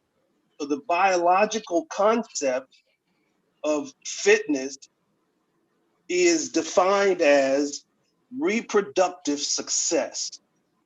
So in essence, we reproduce after our own kind. I need to let that sit in because that's very important. We reproduce. So every day we are reproducing. There's a reproduction taking place every day. We are reproducing. So not only are we reproducing, we are representing. So as we are reproducing, there's a production that's taking place every day. As we are reproducing, we are actually, in essence, representing what we are reproducing. And me being in media, production is everything. It's what you present. It's what the people see after you have created the production. And so people will either celebrate it. You will hear some people say, I really enjoyed it. I really liked it. Or some people will say, I didn't like it. But at the end of the day, you're going to draw to you what you are. Those who like it actually liked what you exuded from what they received through what they saw. So some people see reality operating quite differently. And because people see reality that operates quite differently, it becomes what is their reality. So this becomes this emerging worldview, and this emerging worldview depicts a universe in which what I would say a flow is known. It's what's your flow? What do you operate in? How do you flow? So everything has a flow to it, which means everything has a rhythm. We operate everything based off of a rhythm. My heart beats according to a rhythm. The ocean goes up and comes back based off of a rhythm.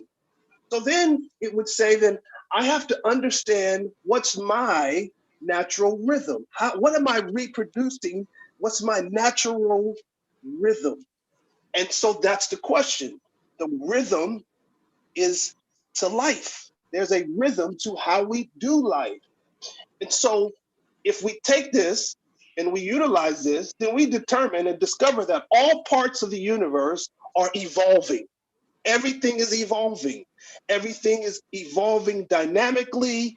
Everything is evolving inseparably, whereby everything and necessarily everyone participate. None of us don't participate in what is evolving. So after we understand this natural rhythm, we will begin to understand that participation is required in order for the survival of the fittest. Participation is important as it relates to the survival of the fittest. And in a participatory universe, watch this, you all. In a participatory universe, the creative potential is the deity that supplants objectivity and rational thinking. So then we get the states of being to become. States of being become temporary because the primary process is the phenomenon of becoming. We're always in the state of becoming. That's the evolving. So in order to survive, you have to be. Now, my dear friend, Dr. Sophie, put out a quote last week on her page, and I ran with it. It was so simple, but it was so profound, but it was profoundly simple. And all she said was, just be. Sometimes you have to just be. So in order to survive, you have to be. And in order to become strong and survive, you have to become. So the be is the first aspect, but the becoming is the second aspect, because in order to become strong and survive, you have to become. But then the question is, become what? What am I becoming? Become what? And I'm sure you're asking, and that's a good question, you guys. So thank you for asking. Become what? Well, the process of becoming puts us in this new paradigm of personal evolution and participatory change. Now, I use the word participatory change because you have to be a willing participant to change, to really get the key essence of the evolution, because change is something that's inevitable. Change happens with us, it happens around us, it happens to us. Change is going to happen. I don't care how we cut it, dice it, or slice it. Change is something that's going to happen. But to be a willing participatory, then that becomes the personal evolution, because I am a participatory of change. Now, what makes this thing so amazing is because there are differences of outlooks. So our differences in our outlook depicts our worldview on either being or becoming. So if I'm just going to just be, then what am I going to be, and what am I being, and what am I becoming? So with the process of becoming, we are no longer rooted in fear, because as I'm evolving, I understand I'm going somewhere, I'm doing something, I have a destination to get to, I have some place to be. So with the process of becoming, we are no longer rooted in fear, we're no longer rooted in insecurities, or we're no longer rooted in our past mistakes. And I so much appreciate the young lady who went before me. She talked about all the things that she's gone through. But do you realize that everything that we go through prepares us for who we are? That's how you define change. Change is defined simply like this. Change is the universe preparing us for what it has prepared for us. Let me say that again. Change is defined as the universe preparing us for what it has prepared for us. So everything that we go through, it's just a preparatory period. And when we become willing participants, as we are going through this preparatory period, we become willing participants. So therefore, we don't fight against it. It's developing us. It's making us. It's mending us. And it's molding us, but therefore it's shaping us. So with the process of becoming, we then are no longer rooted in fear, insecurity, or past mistakes. So watch now, because becoming then is open and unlimited. Becoming is open and it's unlimited, but being is structured and limiting.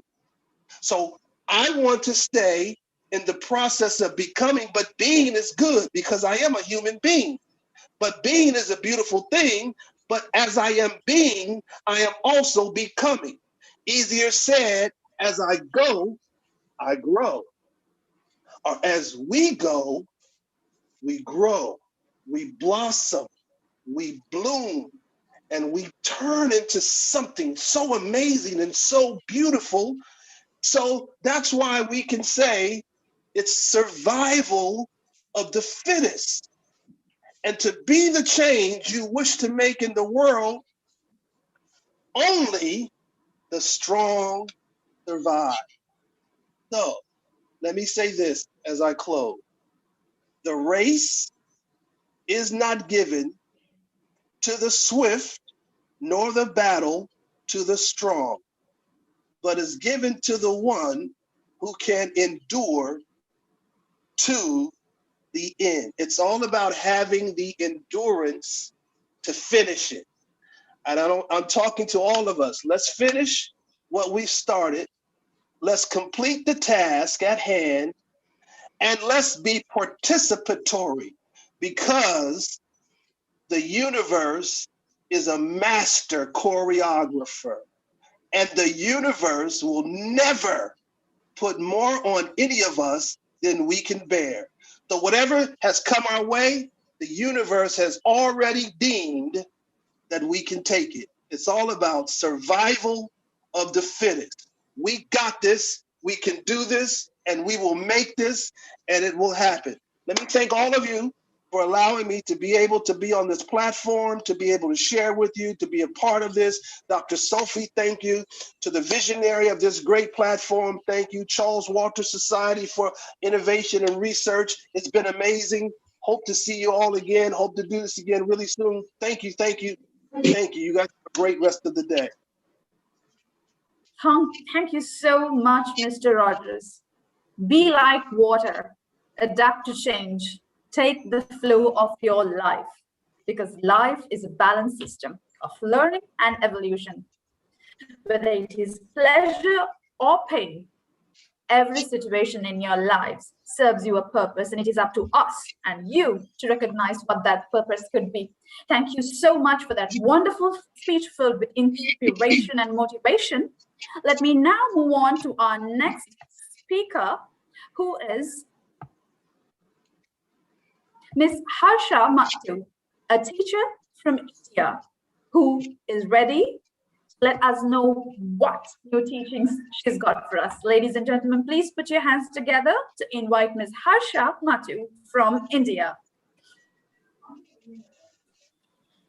Greetings, everyone. Greetings to all the dignitaries present over here. This is Harsha Matthew, as the name has been called over.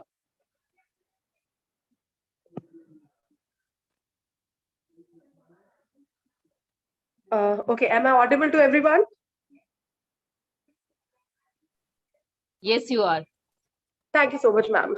So I would like to extend my gratitude to Charles Walter Society for Innovation and Research for letting me speak on this esteemed platform, where I have the privilege to meet all the extraordinaries and eminent personalities from all over the globe. And I feel like it's kind of a privilege for me to get an opportunity to speak among you. Since I would like to say that the Charles Walter Society has extended this kind of opportunity to me, and I feel so blessed about it. Since the this event has been started, I am listening to each and every person and the struggles they have went through, the life they have spent over, and different things they have faced in their lives. So this is kind of a, I can say that this is their victory over the underprivileged circumstances of their lives, which is quite a milestone which they have set up in their lives. So the basic thing which I believe which keeps on a personality, which keeps on a person going, is enduring and accepting the failure. So because there are several topics given for the MX speakers, and I came across a title which was about like great dreams and great successes and great ideas and aims and all that stuff. So everybody says that you need to be determined, you need to be working hard, you need to be smart, and you need to be persistent about focusing on different goals and working on your failures. And that is the thing which I believe in. I am a very, I am a very core believer on these kind of things. These are the, you can say that these are the qualities which don't let you down, and which keeps your inner core, which keeps your inner strength going on whatever the circumstances are. So most of the times we do plan things, but as it is said, man proposes and God always disposes, because life is always a learning lesson, and it, when it keeps you waiting, it is waiting for the best. So most of the time we say that we have planned things and we have thought about it, and we are doing several things, but it didn't uh, went out in the straight direction in which we wanted it to. So most of the time a thing comes, then why do people think? Why are they so calculative about everything, and we do not let the external chances determine it? Can be a calculated action ever explode? Of course it can. We think about actions before we perform them, we make representations of them. But why we expect and act according to the expectancy? Like I believe it is an excellent preparatory action of our minds. This is the beauty of our mind. Like it stretches out all the odds so that we could examine it. Success is for those that presses on when they see the wall. They find ways around a roadblock and consistently pushing boundaries and conquer territories against all the odds. Why we have been so afraid of failing at something and falling, that we decide not to try it at all. Or it's kind of fear of failure meant that subconsciously we undermined our own efforts to avoid the possibility of a larger failure. So like I have been listening to all the people, they have seen failure, they have experienced tormentations in their life, there were distortions in their life, but the single thing which kept them constant is to work accordingly, to fight back, to never to stop, and to get themselves again. So many of us have probably experienced most of the failures like one time or other. uh, it is kind of a journey to be something from a nothing.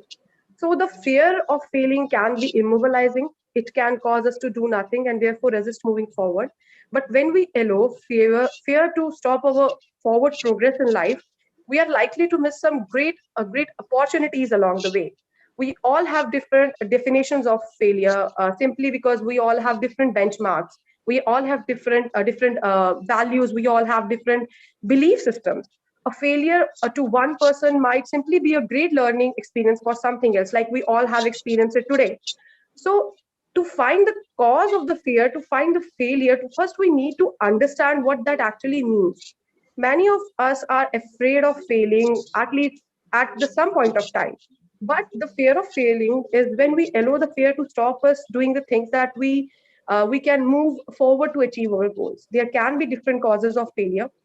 If examples given, there can be different causes of distortions in life. If examples are given, it can be critical illness, it can be unsupportive fears, it can be very poor workplace in presentation, negative colleagues environment, and the list goes on for so long because it doesn't stop anywhere. It's almost impossible to go through life without experiencing some kind of a failure, because failure is the first step towards the success. Failure is the first key towards your success. It's almost impossible leading your life without expecting some kind of a distortion or the falls in your life. People who do so probably live so cautiously that we are not supposed to go anywhere. So putting simply that we are not living at all if we don't fight back and if you don't experience, if we keep on fearing things. But the wonderful thing about these failures is that it's not end of the world. It's entirely up to us that what we want to decide or how we want to look at it. So as to prove, just imagine how inadequate we are, or we can look at the failure as the incredible learning experience that it often is. Every time we fail at something, we can choose to look for the lessons we are meant to learn. These lessons are very, very important. They are how we grow and how we keep from making that same mistake again. We have to stop us only if we let ourselves to stop it. Most of us will stumble in life and fall again. Doors will get slammed in our faces, and we might make some bad decisions. But imagine if Michael Jordan had given up on his dream to play basketball when he was cut from that team which he dreamed of. Or imagine if Richard Branson had listened to the people who told him that he would never do anything worthwhile without a high school diploma. Think of the opportunities you will miss if you let your failures stop you. So the falls, the failures, they can also teach you wonderful things about yourself that you would never have learned otherwise. For instance, failure can help you discover how strong a person you are. Failure at something can help you discover your truest friends or help you find unexpected motivation to succeed. Often valuable insights come after when you discover yourself, when you accept failure, when you accept your faults, and when you stand again and you learn very valuable things out of it. Even if you fall in doing something, there shall always be that voice inside you that will tell you how you are wasting your ability and time in crying over it. How some have tried and failed. Why you prevailing why while you are prevailing slips are indications of your future, why you are worthy to dare, and why should why your background mismatches your vision and aspiration, what you want to do, why your personality misfits your current mission, and how arduous the errand is. It is, I guess, the life is always a journey of from wherever you are to wherever you want to be or what you want to become. You always have a choice, you always have a thought. Sooner or later you had to understand it. You have what burns in you that tells you how you can make it through the world. Through maybe interested in your success, it is much interested in your slips and mediocrity as well. Your vision must keep in your mission. Your determination must keep in your insight. You need to dare in wisdom. You need to dare in yourself. You need to dare unrelentingly and ponder over it, whatever you have got. If you study human psychology, like I have always been a student of human psychology, you will understand that our bodies also have a defense mechanism of our own. Our immunity, our adrenalines, all constitute those abilities of either to fight back or to escape successfully, or in third scenario, to build a successful contingency plan. So the question arises, if our bodies are working so hard to their respective defenses, then why can't we? What are we going to lose after all we have lost already? Even dolphins have naturally developed sonar systems in their brains. How can we forget to be the member of the super species called Homo sapiens and dominating the higher levels of the food chains even? I don't dwell or suggest that we should eat somebody, but at least we are capable enough of eating our fears, eating our falls, eating our negligence and ignorance, all the failure. Imagine a unit of soldiers under heavy enemy fire. They are told by their superiors to hold their position. But even in the face of the overwhelming firepower, the soldiers are being told that reinforcements are on their way. But that thought alone gives them the hope and courage to continue fighting in their life, even if ultimately those forces never arrive. I think we as a people, we as on the top of the apex, simply need to hope, to learn, to survive until the real force inside our comes and get through the other day.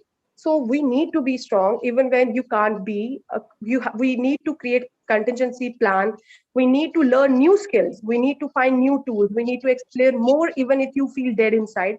Everybody who is present over here has a personal story of itself.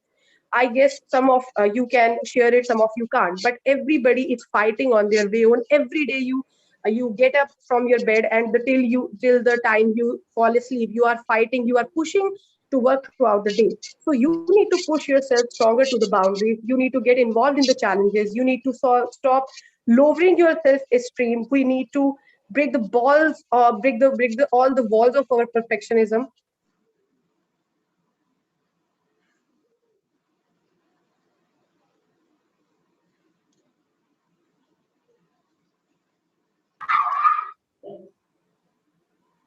I believe Ms. Harsha has concluded. Well, however, thank you so much, Ms. Harsha Mathu. You have taught us that it is how we embrace the uncertainty in our lives that lead to the greatest transformations of our souls. Thank you so much, Ms. Harsha, for that wonderful speech. And we move on to our next session in lieu of the time that we have run behind schedule, way behind schedule, and it is on behalf of CWSIR, I wish to convey sincere apologies to all speakers.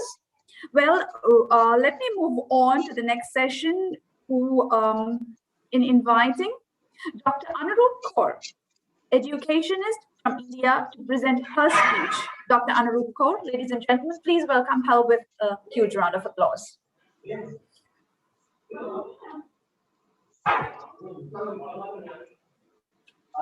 Dr. Anurup, the floor is all yours. Thank you. Can I just interfere in between? Can we just move on forward with the time limit, like we could conclude our speech within 5 to 10 minutes? 3 to 4 minutes is the time limit that we have given each speaker. So yes, thank you, Professor Vinu, for that reminder. So it is a humble and a kind request to all speakers to be within the time limit of 3 to 4 minutes. Thank you so much, Professor Vinu. Thank you. Dreams without tears and loss are not true dreams. Dreams without passion and fear are not true dreams. Dream to fulfill the dream, dream to discover the dream, dream to assess and achieve. Without this complete feel is not a true dream. That fills our heart with beautiful colors is a true dream that holds tightly, nurture it, and allows to grow is a true dream. It is not an imagination with closed eyes which flies away. It never stops progressing. Beyond the boundaries is a true dream. Hi everyone, today in this event, I, Dr. Anurup Kaur, really feel privileged to share my views with all of you on the topic, Great Dream, Great Aim, Great Success. In my words, dream is the beginning, success is the destination, and aim is the statement of intent. They are usually written in broad terms. They set out what you hope to achieve at the end of the path you decide. There are no limits to what you can accomplish, except the limits you place on your own thinking. Sometimes aims are open-ended. These are without dates of completion. They are about an ongoing process. Nobody is perfect in this world, but moving towards perfection is the way to success. Before proceeding further, I would like to share my 5Ds theory, which includes dream, that we see with our open eyes, which motivates to make it true. My first D, dream, leads to the second D, that is dare. To be daring is really important. If I really want to make my dream come true, daring is the most dominating feeling. But it is very commonly said that there is a very slight difference between good or bad, or correct or incorrect. Similarly, it is important to understand whether the sense of dominance is towards the correct direction. Is it a correct decision or incorrect decision? Again, a question arises. What is correct and what is incorrect? Man is a social animal. Me and my society are interdependent. Moreover, good acts of every individual support society. Again, coming to the point that dare which supports society is a good dare. My third D is discipline. Discipline is the difference between the dreamer and the doer. People tell stories and share their plans of implementation. But putting it into action is not everybody's cup of tea. A few people are able to stick to their plans.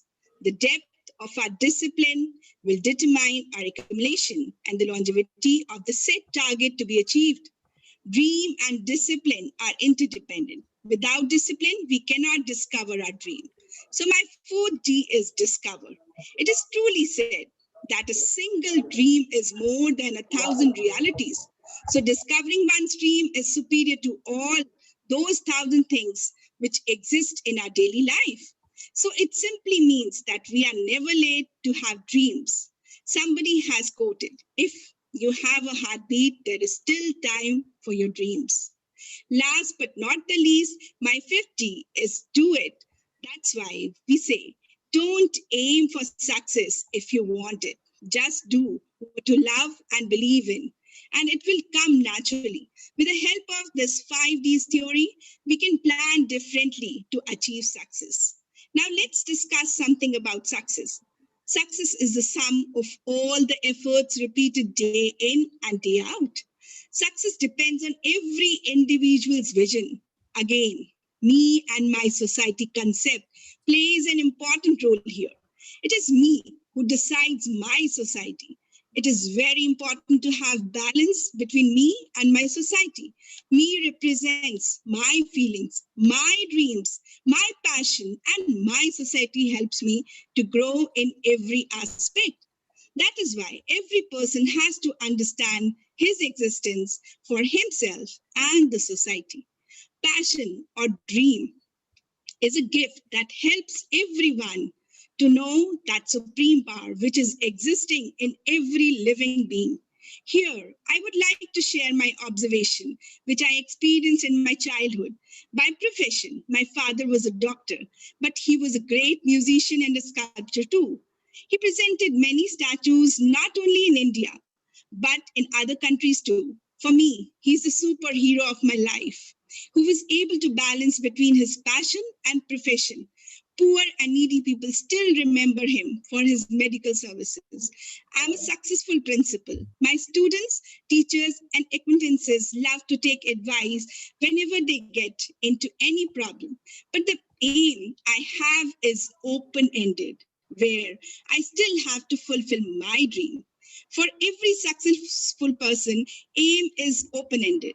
If I talk about Mary Kom, who is an Indian Olympic boxer, she's the only female to make a 6 times winning record of World Amateur Boxing Championship, and the only female boxer to win a medal in each of the total 7 World Championships, and is still trying to achieve her open-ended aim. Whether it is Bill Gates, Sundar Pichai, Barack Obama, they all are working on their open-ended dream. At last, I would like to conclude with a quote: success is not final. Failure is not fatal. It is the courage to continue that counts. Thank you very much. Thank you so very much, Dr. Anurup Kaur. Very well said. Success is no accident. It is hard work, perseverance, learning, studying, sacrifice, and most of all, when you love what you do, you succeed in life. Thank you once again for that wonderful speech. And next, may I invite Dr. Bob Schultz. Dr. Bob, if you are available, please do join us. And Dr. Bob.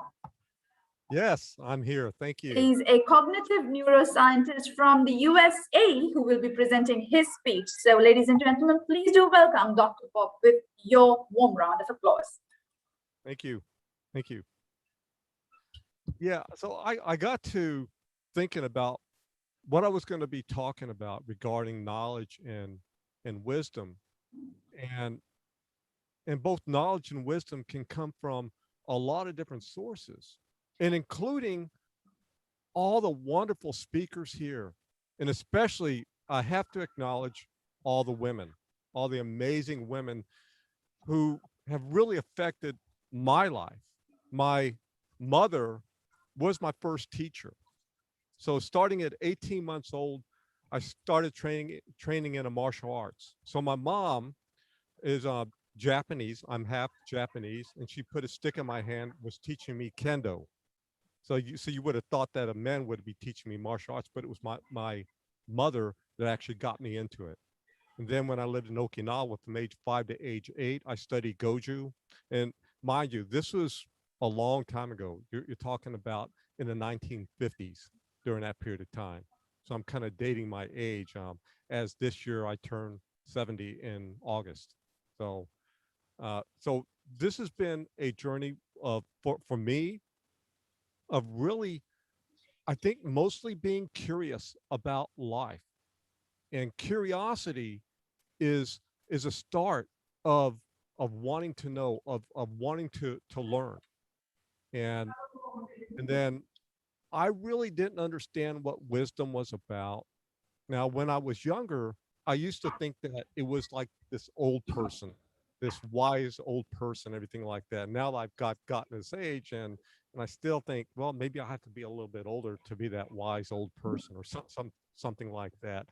Yet, as I go back into my early life, and on reflection, so through the learnings that I had, not only in the martial arts, but through the educational system, all the books that I read, even to this day, because I have over 12,000 books in my personal library, and I still accumulate knowledge, and even all the education I've had through college and everything.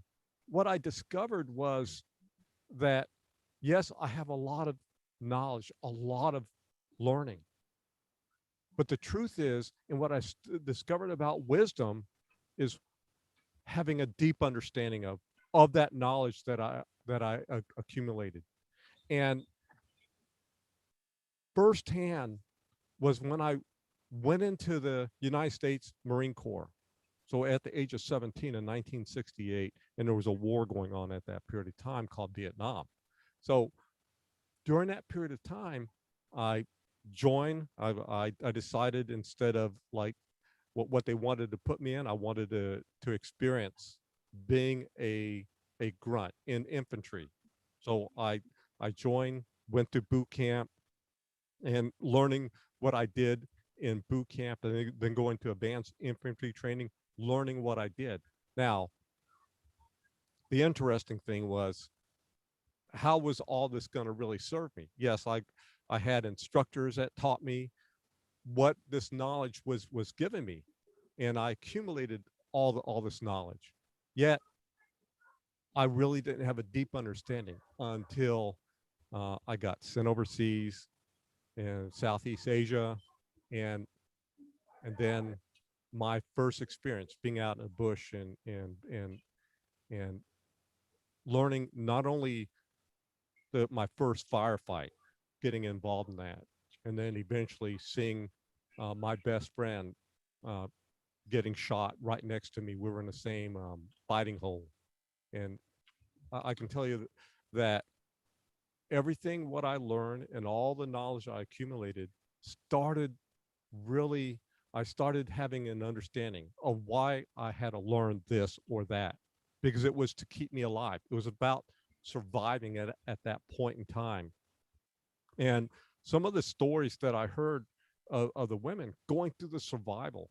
Now, they may not have initially had the knowledge, but they gained a certain amount of wisdom. Every one of you, all the women, your wonderful stories. To me, that showcases wisdom at the highest degree. What I went through in the Marines in the 8 years. So after I had gone through that first part, I got indoctrinated into Force Recon. So I was with First Force Recon and in the Marines. So each branch here in the United States has its own form of a special forces unit. So the Navy has a Navy SEALs, the Army has an Army Special Forces, the Air Force has theirs. In the Marines, we had Force Recon at that point in time, and I believe it's changed since those days. A lot of things have changed. So I started taking what I learned previously and the new learnings, the knowledge that I got going through the training in Force Recon was so advanced than what I had before. and the struggles that I went through. So it wasn't just the training, but it was the kind of training I went through, the struggles. And what I learned was that now we were actually gaining wisdom prior to going into combat, going through that training. And that was a much different experience than what I had previously had. And then we were ready for whatever came about. And this taught me throughout my life, as I moved on, how can I take anything that I learned when I got out of the Marines? So I went into the Los Angeles Police Department. I did the same thing there. What can I learn and assimilate that so I can gain in wisdom and then eventually insight? And then from there, in the 1980s, I taught women self-defense. I was also bodyguard. And one of the reasons I taught women self-defense, because I dealt with domestic violence. So I wanted to teach women how to get stronger. And I had to learn from the women about domestic violence, how to assimilate that, how to understand in a sense what they went through, so I can help them really shift their mindset. And then I was also going to college. I ended up getting multiple degrees. I have 5 bachelor's degrees. One of them is in physics. I love science. And I also went to law school at that time, 3.5 years, and I ended up dropping out because it wasn't for me. And then eventually I worked my way. I had an advertising and marketing firm, but I learned from other people. I assimilated it and I applied it. And that's been my go-to in order for me to gain wisdom throughout my life, and eventually getting my master's in psychology, then my PhD in clinical psychology and neuropsychology, and my postdoc in neuroscience. And to this day, I'm still learning, assimilating it, so I can gain a certain level of wisdom and apply it so I can make a difference in the world. And one of the things right now, as I look to every single, especially the women here and a lot of the guys, I want to learn from each one of you.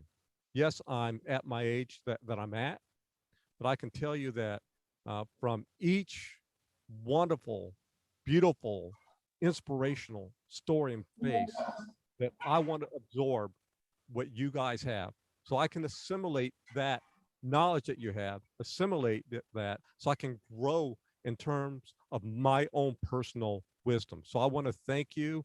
I want to thank Charles on Walter Society and this platform on MEETx, and every one of you just have inspired me to even rise higher in terms of what I'm going to do in this life moving forward till I don't know how, into my hundreds. So thank you.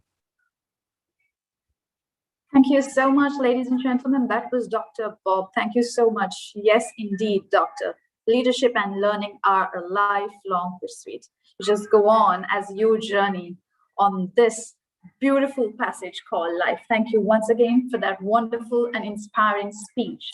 Ladies and gentlemen, we now have Dr. Ajaz Qureshi, CEO, Dreams Television from Pakistan, to share his inspirational speech. Mr. Qureshi, please put your hands together in welcoming. Thank you so much, everyone. Greetings of peace and blessings. First and foremost, I'm really grateful and thankful to Dr. Sophie Nabhani and Dr. Abhishek, CWSIR, and MEETx to having me and giving me an opportunity to speak a little about the topic that I have picked. It's a very difficult one, but I've taken that day to speak about it. Thank you so much. And let me tell you, Ms. Fahmida Muhammad, you're hell of an amazing host, to be honest. Comprehending everybody what, it's coming from a host myself. So you have been comprehending so nicely what people have said. I'm sure that you haven't written a word what people have said, and you were still able to comprehend and share that. Thank you so much for doing that. I'm Ajaz Qureshi from Toronto, Canada, originally from Pakistan, have been here in Canada for over 25 years now. This is my second home, and it's a blessing to be here in this country. A little bit about me. I have a PhD in computer science back in 1993, early days. Have been in IT in 1976. Have been working as started as a data punch, key punch operator, and then ended up as the CTO and director of IT and vice president of IT. But the courage that I got from Dr. Rita, Dr. Seema, Lori, and Lori, let me acknowledge your smile, man. You give us energy. That energy is contagious, man. It's from your side. It's coming to all of us here, to be honest, really. And keep up that smile. And Dr. Josine, I mean, this is amazing, amazing, amazing platform that you guys have really given us to share our life stories. The first thing that I have noticed here is that, you know, nobody bothered about shying away from sharing what they had to share. This is the best and foremost thing. Thank you so much. I'm also the host of Mostly Boys, the Jazz Versus Show. Have done over 1,100 shows by now, and it's Mostly Boys on Facebook and YouTube and Twitch TV. Have been writing a book. So I'm an upcoming author for an upcoming book, The Art of Coexistence. And today's session gives me an ample opportunity to really, you know, understand it even more, that we are globally connected. CWSIR and MEETx has given us the opportunity to coexist together. My topic today is about adult issues like distractions and biological changes in our bodies and masturbation. That's the topic I have picked. So there are two sources of distraction. One is the external source, and the other is the internal. External sources are like visual triggers, social interactions, and music, and text messages, and phone calls, and what have you. Internal distractions are hunger, fatigue, illness, worrying, and daydreaming. You know, all these are internal distractions that comes to our mind. And the example would be clutter and negativity in ourselves, which is a poison, grudges that we hold against each other and other people, seeking happiness outside of ourselves, worrying habit. We worry about every single thing. Social media, smartphones, you know, media, television, radio, newspaper, full of all these disturbing news, cluttering our minds. People, you know, that's the first and foremost thing that bothers us is the people. Bad associates of ours are really, you know, distracting ourselves. So having said that, there must be a solution to these things. And this is how my suggestion would be to avoid these distractions. First of all is the check up on yourself. Keep checking on yourself. You are the best judge of yourself to see what you're doing, what is good and what is bad, what is wrong and what is right. Have to do that. Pinpoint the cause. Get to the root cause of what is causing and address that root cause. Don't delay in finding and addressing the root cause. Otherwise, that problem is going to continue. You have to be prepared all the time. You have to be prepared to take all the risk, all the challenges, all the fears and all those kind of things. You have to be prepared to fight them. You have to, you know, my suggestion is go offline sometimes. Give your mind some time to think about and clean it up, break it down, set a deadline. You know, without deadline, that goal is continuously going forward. You can never reach to that goal. Become an early bird, you know, start early to, prolong your day. That is something important in life that I have learned. And there are some healthy distractions as well, you know, beside the distractions that I have talked about. Some of the healthy distractions include watch inspiring movies that can bring peace to your mind and guide you. You can watch shows, especially the Jazz Fresh Show. I'm just kidding. The videos to meditate, meditate yourself, exercise, walk in nature, those kind of things. Sing, no matter if you know how to sing, if you're a good singer or bad singer, just sing along, laugh. Don't laugh at others, laugh at yourself, so that is something important. Play with children. I mean, if you have your own, that's great, wonderful. If not, find other children and play with them. This is something really important. Lastly, I'm going to talk about the biological changes in the body. We are human beings. We are creatures of God, and He has given a certain characteristics to our bodies, and those changes happen over a period of time. When we reach to the adult age, and we get into puberty and all those kind of things, the body demands and needs suddenly change into something extraordinary, which is having intimacy and those kind of things with the partners. So that is something that is natural. I would say it is natural. There's nothing to worry about. Just we have to deal with it. Now, how to deal with the issue that is the first and foremost, which is the masturbation and its impacts. This is something I would say that, and I'm not sure how many of you have heard the saying that they say the future is in your hands. So that is something important to think about. The future is in your hands, and just be cautious about it. Once again, thank you, CWSIR and MEETx, for giving the opportunity to come here and speak. Thank you so much.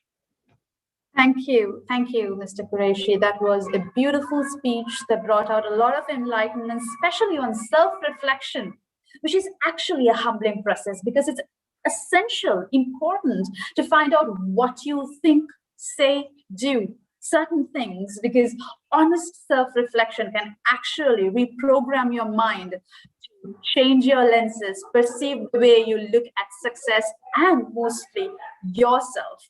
Thank you once again, ladies and gentlemen. Please put your hands together to thank Mr. Qureshi. Thank you so much. Thank you so much. And next, we do have an advocate from the Supreme Court of India joining us, ladies and gentlemen. Please put your hands together in inviting Dr. Priyal Anand from India. Dr. Priyal, please do join us and share with us your words of wisdom. Dr. Priyal, please unmute yourself. Yeah, thanks, ma'am, for introducing me. And it's really very pleasure talking and listening to everyone's general day and perceptions, lives of their own. I'll be choosing the topic of women empowerment, though it's a very it's a very common subject for all of the women and all of the platforms, on all the platforms. But what I believe, being as a solicitor, as an advocate, that regulating and channelizing all kind of daily norms and day-to-day life, being a woman, is a very difficult job.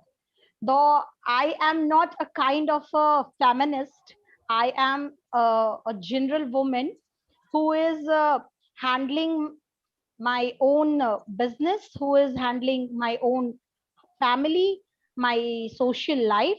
Though it is not much difficult, but what I being as a woman, I am finding in the society that being a woman, you have a very not only certain job to maintain your day-to-day life. Being a woman, standing everywhere on all of the platforms, where in the global also there are certain norms are there, where there are certain societies are there, where also there you can see that males are so much dominant, not on that kind of males who always supports women, but there are certain platforms where still women are not reaching to that level there where they should be. So what I felt, channeling and maintaining the dignity in this society is very difficult. Sometimes in the COVID also, maintaining your own job profession and through the home, maintaining your own children, maintaining your own her familiar life, their day-to-day life, their routine,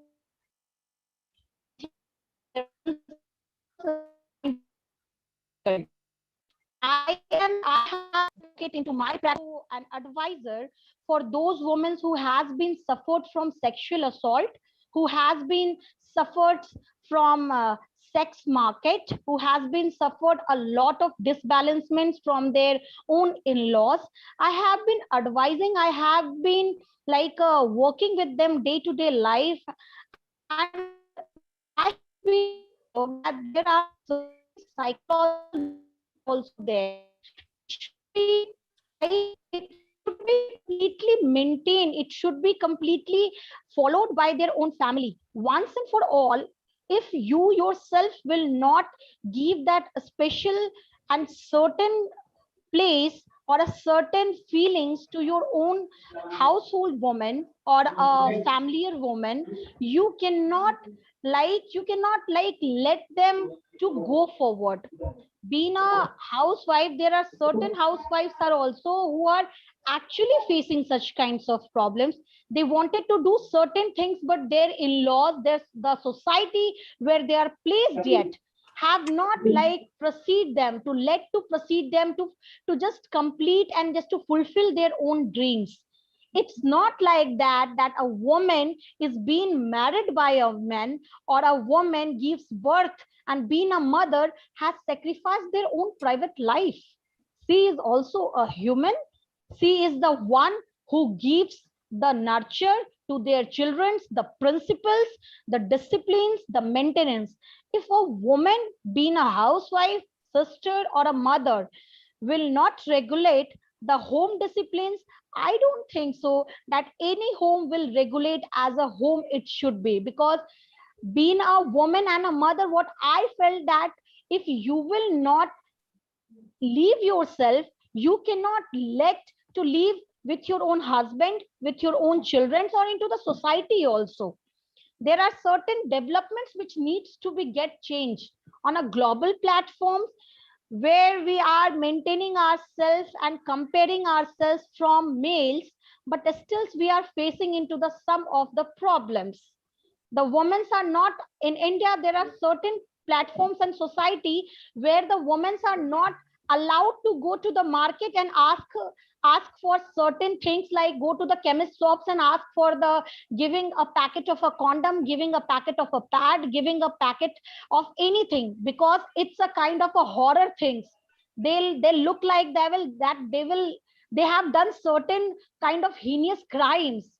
It should be completely get rid of all these things. The woman is being assaulted into the workplace, the woman is being harassed. No, every society person or every person should get to know that the woman is being placed, the woman is being once started their mornings, she must have done one job for their own children, just to make a lunch, make a breakfast, and then come back to the office to maintain, to just fulfill her own dream, and then go back to the home and then again cook food for their family. No one is here to allow to think that what exactly the woman should feel, how their feelings, like it is really very different. The feeling should be generous, the feelings should be expressive. That's how we feel certain feelings, and then if we will let them feel, a single feeling for them is being a billions of happiness on her face. So we should think about all these things, and certainly we should also think that in the workplaces also, or on the global platform also, where women are reaching and going high by high as per every day, we have to think on all these aspects.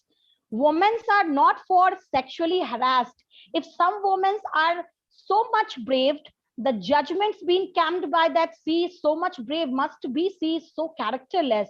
If someone is just wearing a glass and she is a college student, maybe she is so studious. Women should be judging basically never understood what kind of society we are living. We have the right to maintain ourselves In India right now, I am regulating an NGO where in India over here, once a woman has been a widow whose husband got died, she is not allowed to even eat non-veg. She is not allowed to even wear a colorful sari. She is not allowed to wear certain things, and she is not allowed to even do those certain things which she were doing with her own husband. I never understood that. Is a woman being marrying after, has she lost her complete life? Every single person comes on this earth as a single person. So why only women should nurture and follow all those societal aspects?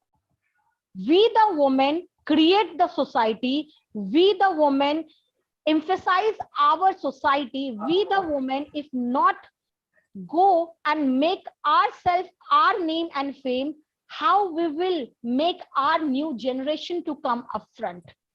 So we have to on a certain notes, we have to think on all these things. A woman is not only for kitchen. A woman is not for any kind of sexual assault.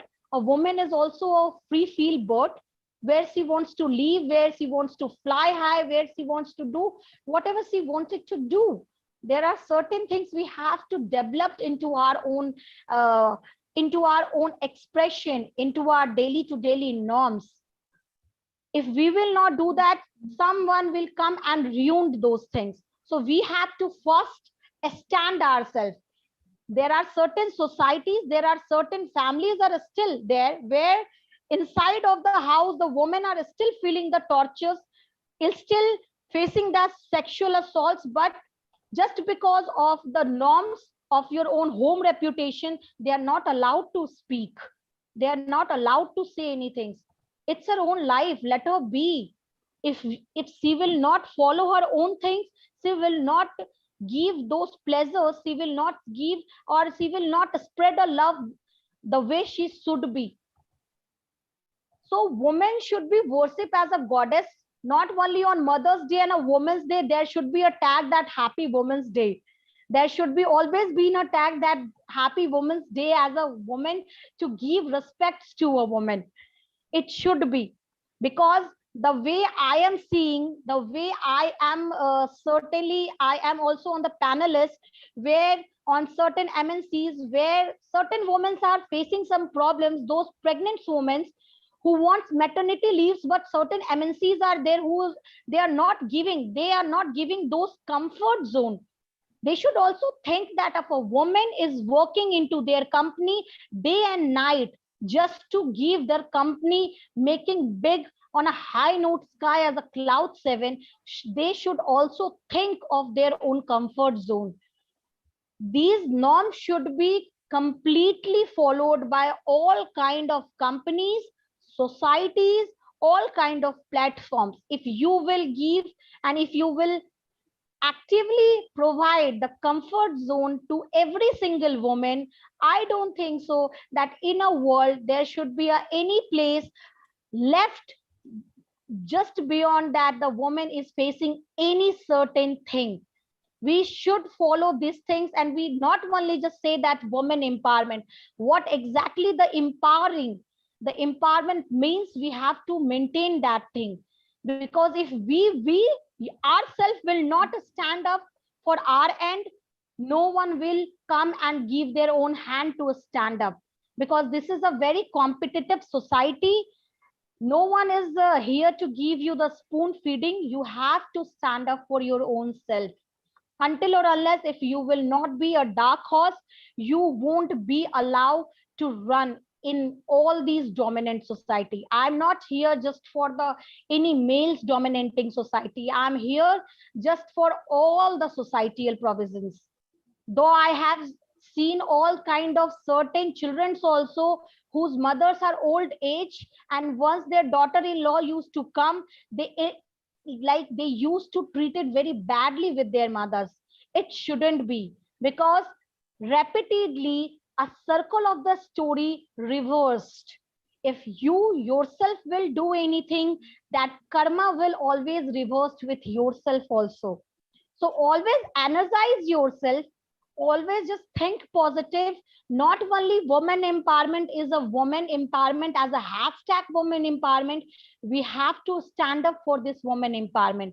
We have to encourage those women. We have to encourage the awareness in the society of those slum areas where women are also not developed, and they are not even know that how to actively stand for their own self.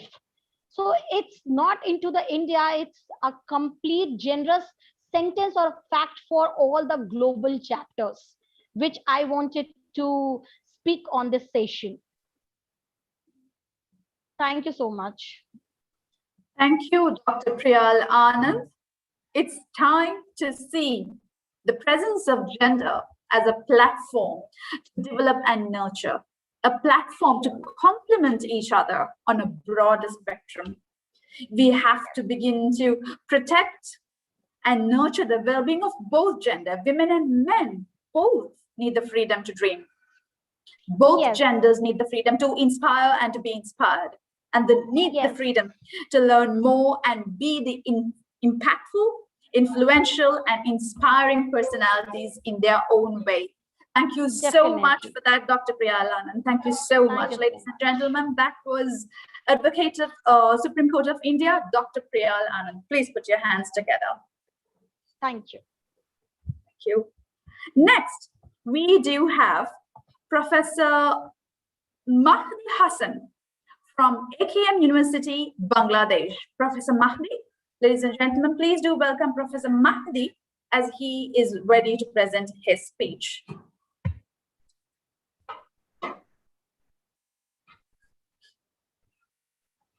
Hello, good afternoon. It's Mahdi Hassan. You can call me Mahdi. I'm from Bangladesh. So it's my great pleasure to meet you. I love to listen all of you. You are awesome people. You are sharing awesome things. Today, I would like to say a few words about the career in research and innovation. So first of all, I would like to say my best research is my last failure. So therefore, always I would like to follow one of my philosophy, that is what I would like to say synergy theory. That makes 2 2 makes 5. So therefore, I always try to make a group. I try to or searching for a people who would like to work a team. So what I would like to say here, I always believe that two heads are better than one. So in this case, in the career in research and innovation, we need a team. Once we can make a good team, we can do the better. That's my speech, and thank you all. I love to see you. I think there's another. There's many scholars. They're working for deliver their speech. I'd love to see you again. Thank you very much. Thank you, Professor Mahdi, for that beautiful speech. A very short one indeed, but did deliver the intended message. Thank you once again for that. And next, we do have Mr. Prajwal Bhattarai, an academic activist from the Nepal. Mr. Prajwal, the floor is all yours. Ladies and gentlemen, please put your hands together to welcome Mr. Prajwal Bhattarai from Nepal. Thank you, Famida. Actually, you're doing really a wonderful job. Am I audible? I just want to make Yes, indeed you are. All right. Thank you so much. First of all, I want to thank CWSIR, Charles Walters Society for Innovation and Research, for this wonderful opportunity. Listening to previous speakers' presentations based on their ideas, experiences, research, presented facts were really insightful. Introducing myself as a Prajwal Bhattarai from Nepal, working as an academic activist. I do also work on gender equality, education equity, and youth empowerment. I'm also a multiple world record holder in academics. We'll be talking about some basic things of career in research and innovation based on my experience and practical knowledge. Actually, I was about to present my presentation, but due to a limited time, I just want to talk about my experience. So let's talk about research and innovations, which will address the societal change and be aligned with the values, needs, and expectations of general public. Research and development plays a innovative role, like crucial role in an innovation process. As innovation is an idea that has been transformed into practical reality. And research begins by asking the right questions and choosing an appropriate method to investigate the problem. After investigating the problem, one can analyze the findings and observations to draw the reasonable conclusions. Like, for example, the average Japanese company receives 24 ideas per worker per year and saves like nearly about $4,000 per employee. So innovation is really a creation and capture of a new value in new ways, while research is a systematic inquiry to describe, explain, predict, and control the observed phenomena. So I was about to talk about the proposed methods and some tricks for the research and innovation, but due to limited time, I shall sum up the session by giving some key tips from my experience to start a small impact on the innovations and research. So while doing research and innovation, we must make sure that it must be a vivid and it must be a valid, logical, and impartial. It must be reliable. It must be on appropriate time frame. Like it must be on it must contain the wise decision making and the utilization of resources, working on ideas and focus, identifying the main trends and issues and opportunities. So the last thing that I want to talk about is digital logic on COVID-19. Actually, innovation, a complex idea can be used for the research to documentation, and innovations can be also made up of, on this pandemic phase as well. Like we can do like create some app, software expansion of e-commerce, effective use of technology, distance learning, etc. can be a smart method on finding the way during this pandemic. So I'm also working for digital training tournaments and workshops for my own organization and creation of some of the online course and MOCCs, audio visual illustrations, advocacy with various platforms on digital, like conducting conclaves, consortium, panel discussions, webinars, interviews, and dialogues. I'm also working for reviewing the policies and conducting campaigns and initiating my 21 innovative academic programs through digital platforms, conducting some of the online fellowship programs and building networks. So like on this pandemic time, we can also utilize like our research and innovation things with the appropriate use of the technology. So concluding this, much gratitude to CWSIR because it's a global organization which is actively working in the innovation and research. Most thanks to Dr. Pandey for his constant dedication in research and innovation. We can also coordinate and learn some brilliant mind, like learn something from this brilliant mind of CWSIR. We can also learn so much from this institution. That's my time. It's really for Meera, you are doing really a wonderful job. Like, yeah, thank you so much. Thank you for your time. Thank you. Thank you for that acknowledgement, Mr. Prajwal. And you as an academic activist are well known to have created the much needed pedagogy in the education sector. Thank you so much for that wonderful speech, and we are pleased to have you with us. Moving on to our next speaker, we do have Dr. Loveleen PEO, writer and poet, biochemist from Nigeria. Ladies and gentlemen, please put your hands together to welcome Dr. Loveleen. The floor is all yours, Doctor. Thank you very much. It's a great honor to be with you all today. My lens is focused on women as the missing link to societal development.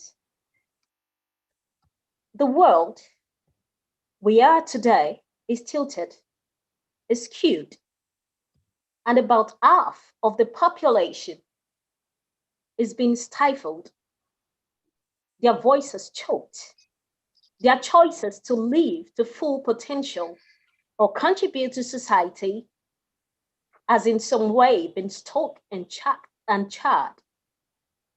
This half, represented by women and children and girls, have been economically and politically spurned, discriminated against, as well as being treated like tools without respect and dignity.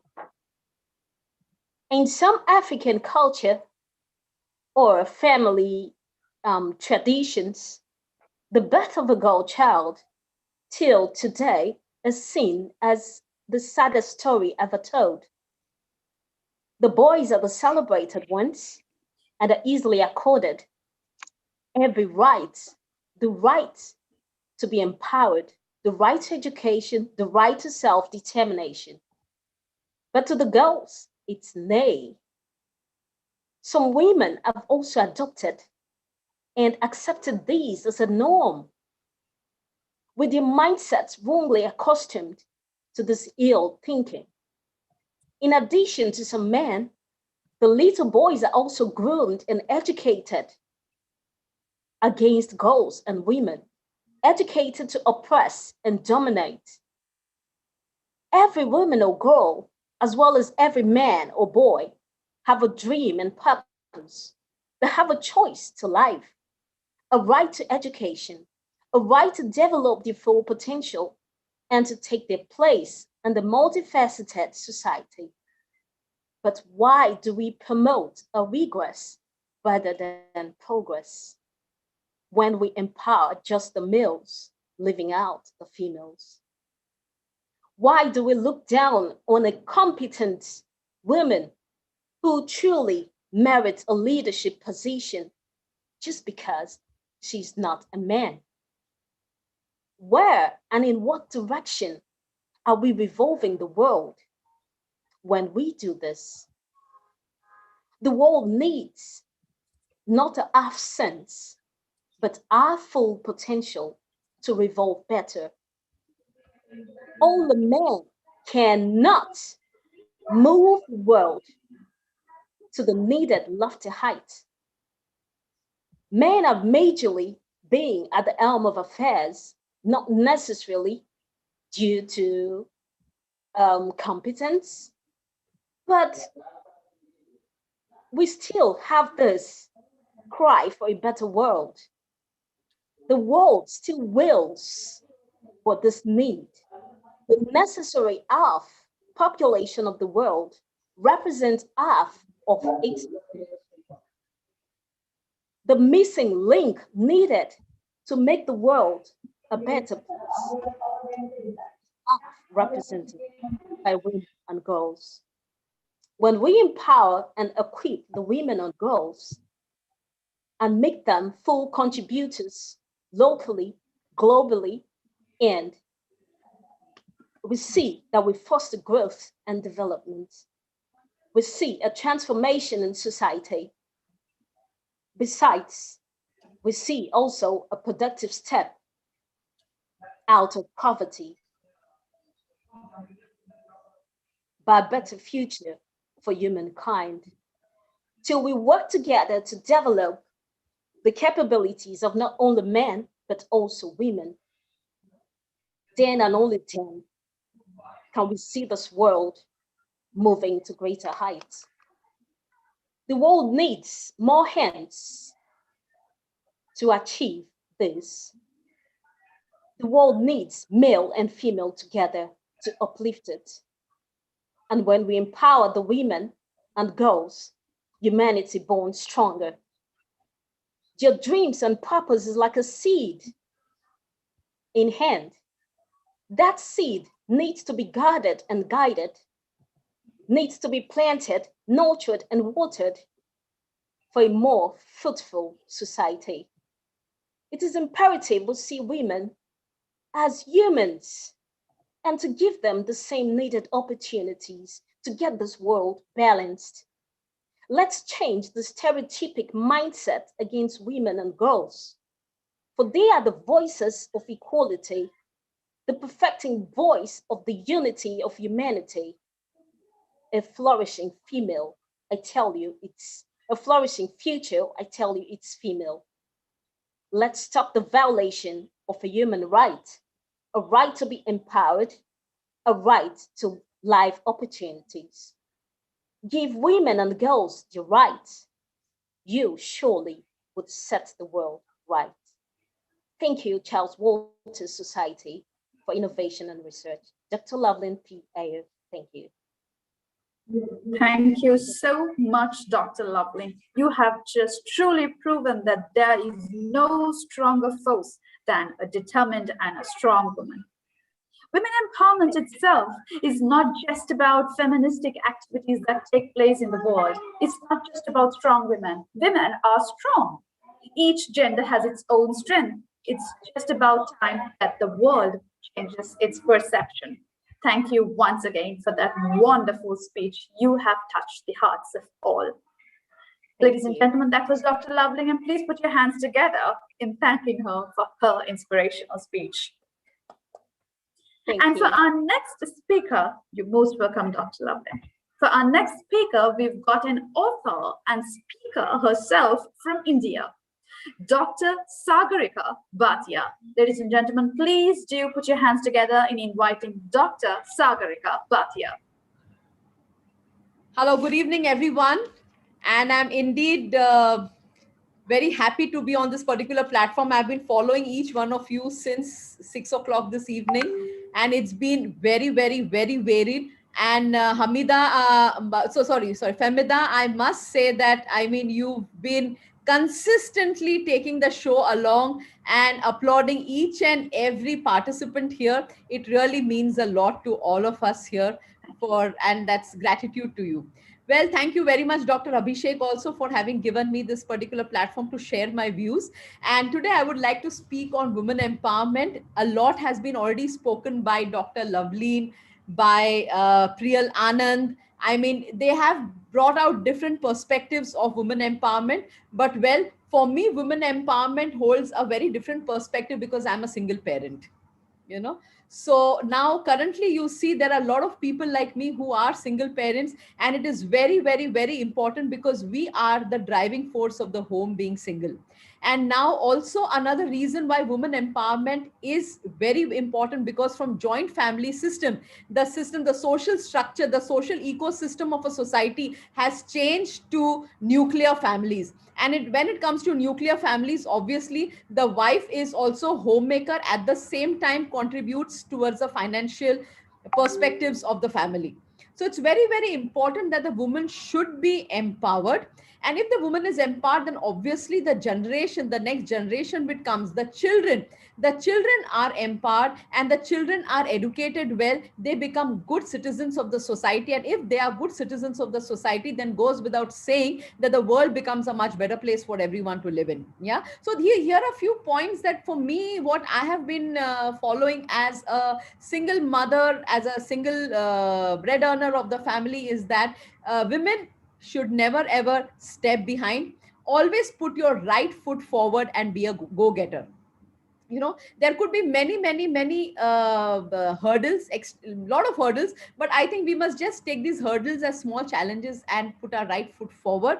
And then next is, you must learn to set people free. Very, very important. The more you hold on to your emotions, you can't fly light. If you have to fly, you need to fly light. So this is what I would like to inform all the women, that please fly light, keep your baggages aside, keep your emotions aside, set people free. Everything can't go your way. You have to lose to get something, you know. So don't fear losing anything. Never ever fear losing anything, because always whatever happens, it's always for the good. There's lots more to look ahead. You must move ahead as a go-getter.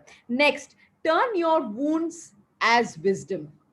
All the wounds that you have achieved throughout. I mean, we've had lovely speakers over here who have shared their life stories here, you know. It was so overwhelming to hear each one of them over here. So I think these wounds that each one of them has got, but if you take it as your wisdom, that is, I've seen many of them who have shared their wounds, but then ultimately they ended up writing and then empowering people around. So nothing like that, you know. This is exactly what we need to do in life: empower people through our journey.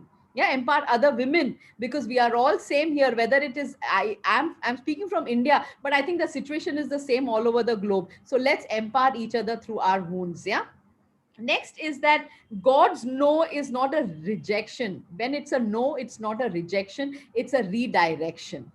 Please understand that, so don't get rejected. I mean, don't feel dejected by small rejections. Please don't do that. Just redirect your thoughts, think positive, be positive, rewire yourself, be amongst good people, be amongst positive people, and then move ahead. So the no is just a redirection and it is not a rejection. Next is you go through what you go through. Always you grow, when you go through something, you grow, you become more wise. And that's what I have seen for myself. The more I have gone through, it has been wind beneath my wings. It's always been a wind beneath my wings. So I think that is, you always need to grow through what you grow through. So if you just give yourself these few, give yourself enough time, and with that time, as Mr. Ejaz Qureshi said, you need to spend time with yourself. So I think when you spend time with yourself and you put these thoughts to your mind, so I think we can really not only empower ourselves and empower the society. And we've got speakers like Dr. Seema Negi over here.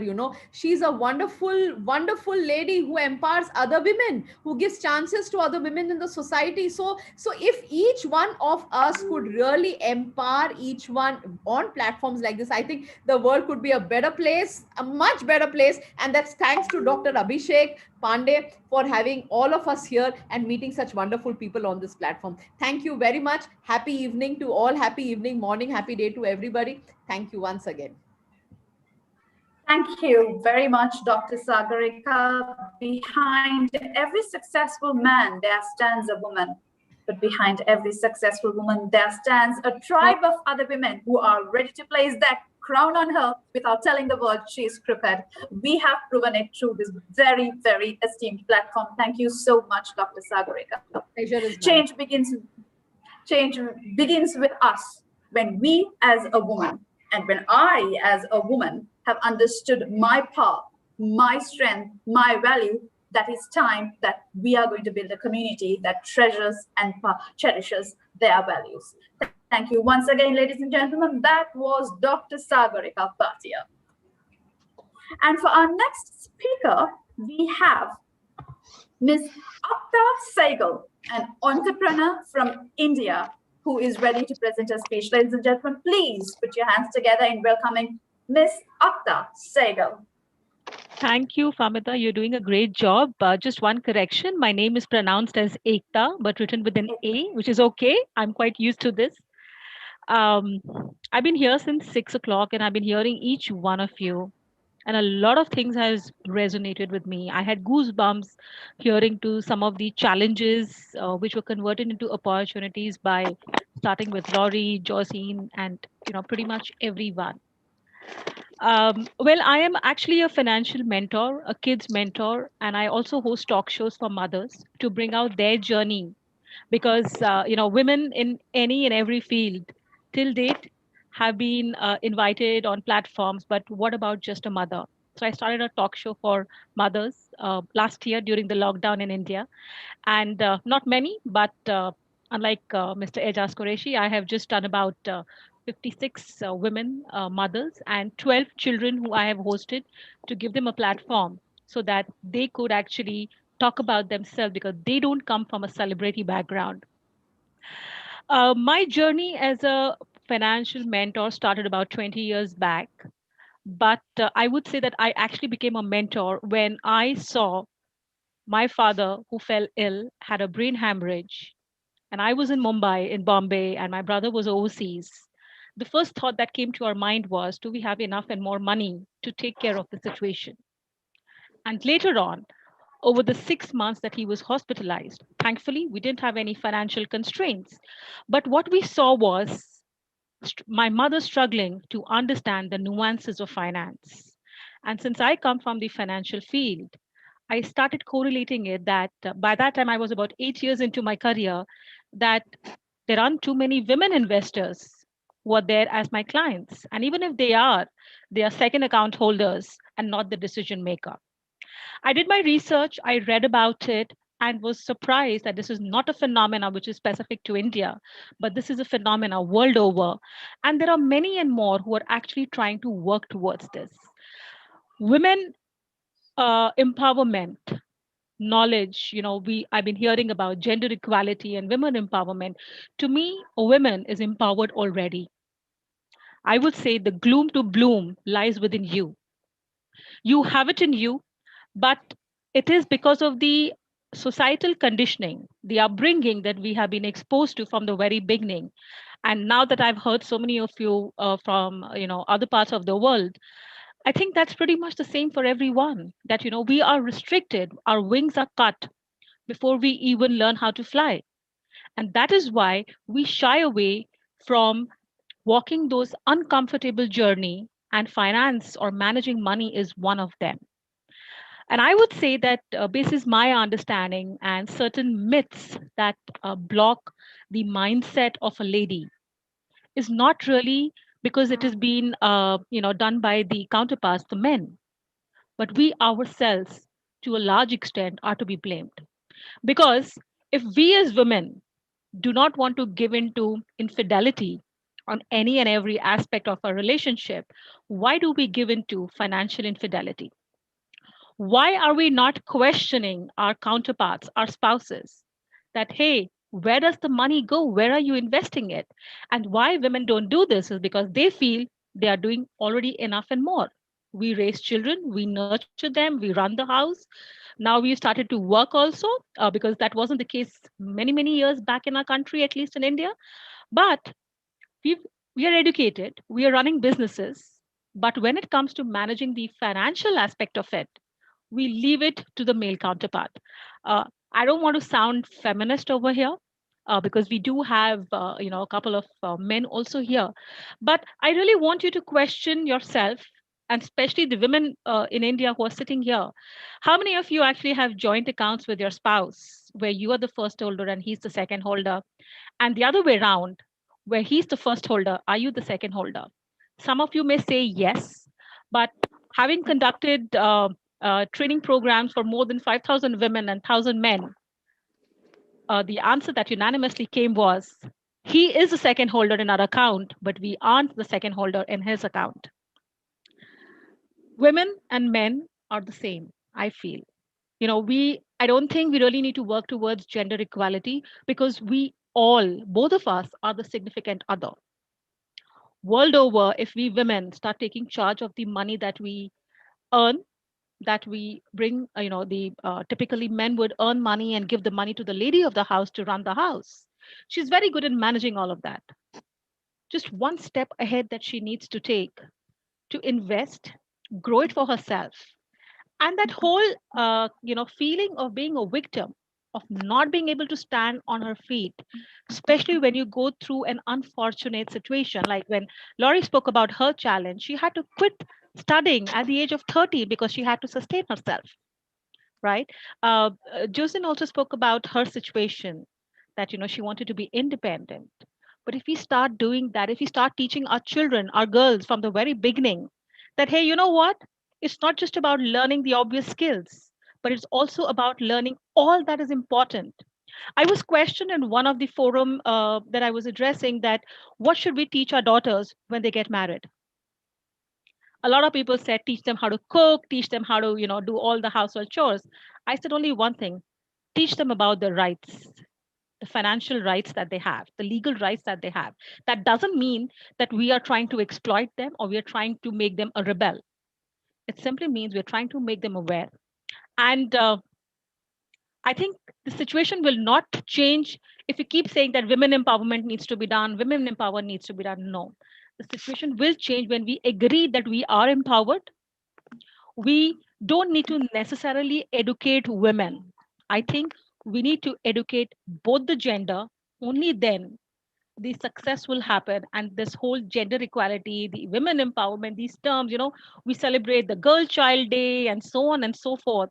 I think all this needs to come to an end because we are the significant other. And nobody can doubt that. We are the nurturer, we are the creator. Without us, the world will not proceed further. That's what I would like to say. Thank you so much for hearing me. Thank you so much. Thank you very much, Ms. Ekta Saigal. I hope I pronounced it right this time. Yep.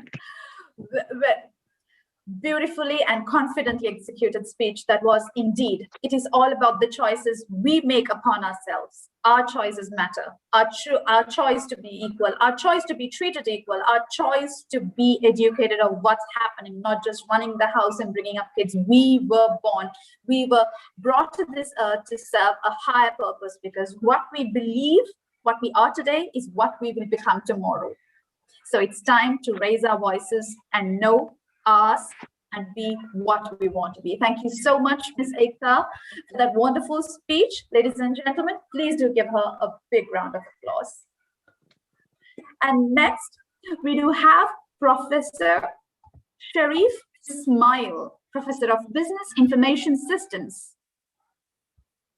Please, ladies and gentlemen, please do welcome Professor Sharif Ismail as he is ready to present his inspiring speech. Assalamu alaikum wa rahmatullah. Thank you so much. Did you hear me? Yes, walaikum assalam, Professor. Yes, you are audible. Well, first of all, thank you so much for inviting me to be in such a great platform with a panel of forward learning and from them. I believe in wisdom that says what is little and sufficient is than what is abundant and negligent. So I try to be, in short, becoming creative and take a smart is actually the education industry faces a unique opportunity. That opportunity to reach out to everyone on the earth and provide them always access to insightful, valuable content. And there are three areas. These areas I consider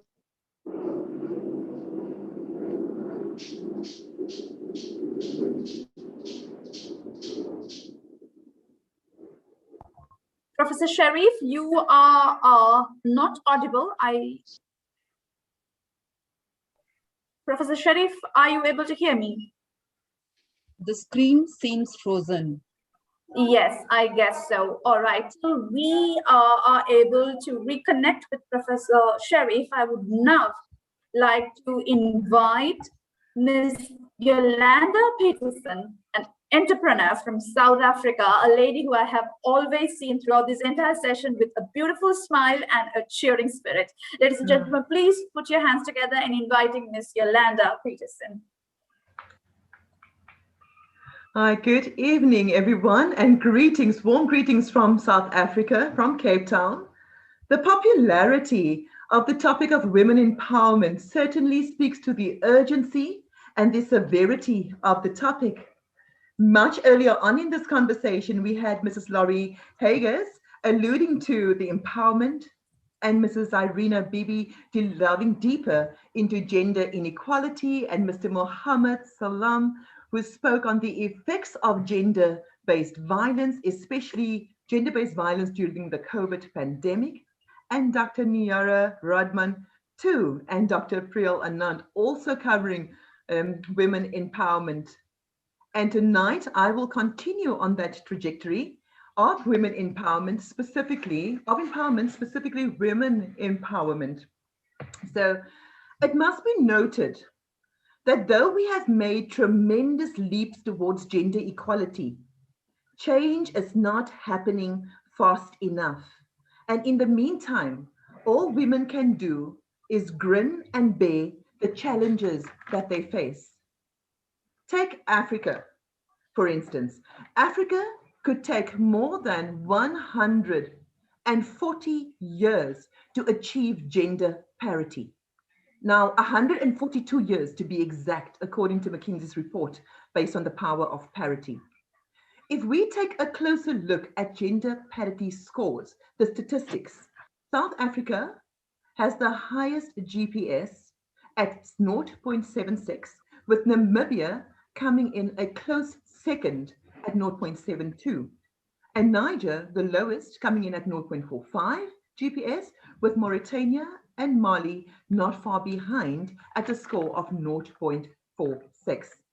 Now, Africa has so much promise, yet persistent gender inequality is limiting its potential, with millions of ordinary African women left to face the brunt due to the failure to embrace gender diversity. Now, the case for balancing the power equation has never been more clear. We need more women in decision-making positions in politics, in business and economics, and within the communities. And these actions can be taken by governments, by corporations, by academia, non-profit organizations, and civil society. And female empowerment could be defined in 5 separate categories. Your social, one of the most prominent forms of empowerment, education, economic, political, and psychological. And for the sake and the length of this talk, I wish to zone in on point number 3, which is our women economic empowerment. Now, alarmingly, Africa as a continent could add $316 billion or 10% of GDP in the period leading up to the year 2025 if each country makes advances to match progress of gender equality or their best performing neighbor. But seizing the considerable economic benefits from empowering women will require decisive and systematic actions by all of our stakeholders. Actions in 5 priority areas can reinvigorate and expedite progress for women empowerment by investing in human capital, creating economic opportunities, leverage technology, shape attitudes, and shift mindsets, and enforce laws, policies, regulations that champion women's rights. Now, women have historically faced discrimination and the systematic breakdown of equal opportunities and equal resources granted to women and girls at the hand of the patriarchal system. Not enough preliminary statistics are available that reveal how women and girls are enduring the worst of even in our current economic climate, this post-COVID-19 pandemic, because women and girls are often too invisible to decision-making because data and knowledge about them is either incomplete or it's missing. And as a global village, we need to fix this. The unique needs of women and girls need to be addressed and monitored. And the unique expertise of women and girls need to be harnessed and leveraged. And meaningful representation on leadership bodies where laws and rulings and decisions are being made should, and that's my daughter, just excuse her please, must include women. By leadership bodies, I refer to legislatures, in courts, on executive boards, and community councils. This notwithstanding women leadership within the household, where women are actively involved in decision-making in matters such as childcare, over land, and household income, traditionally and culturally driven by our male counterparts.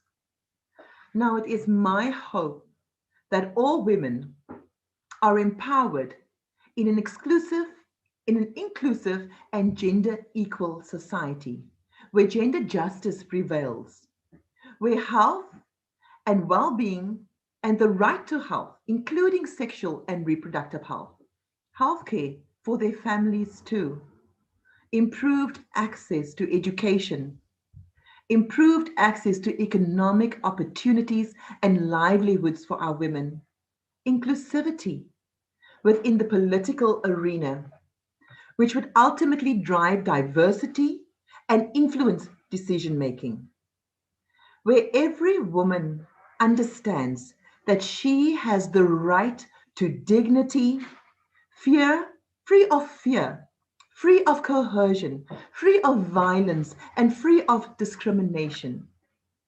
The courage and strength of women has lasted throughout the ages and without a doubt will last forevermore. Here in South Africa, we say, if you strike a woman, you strike a rock.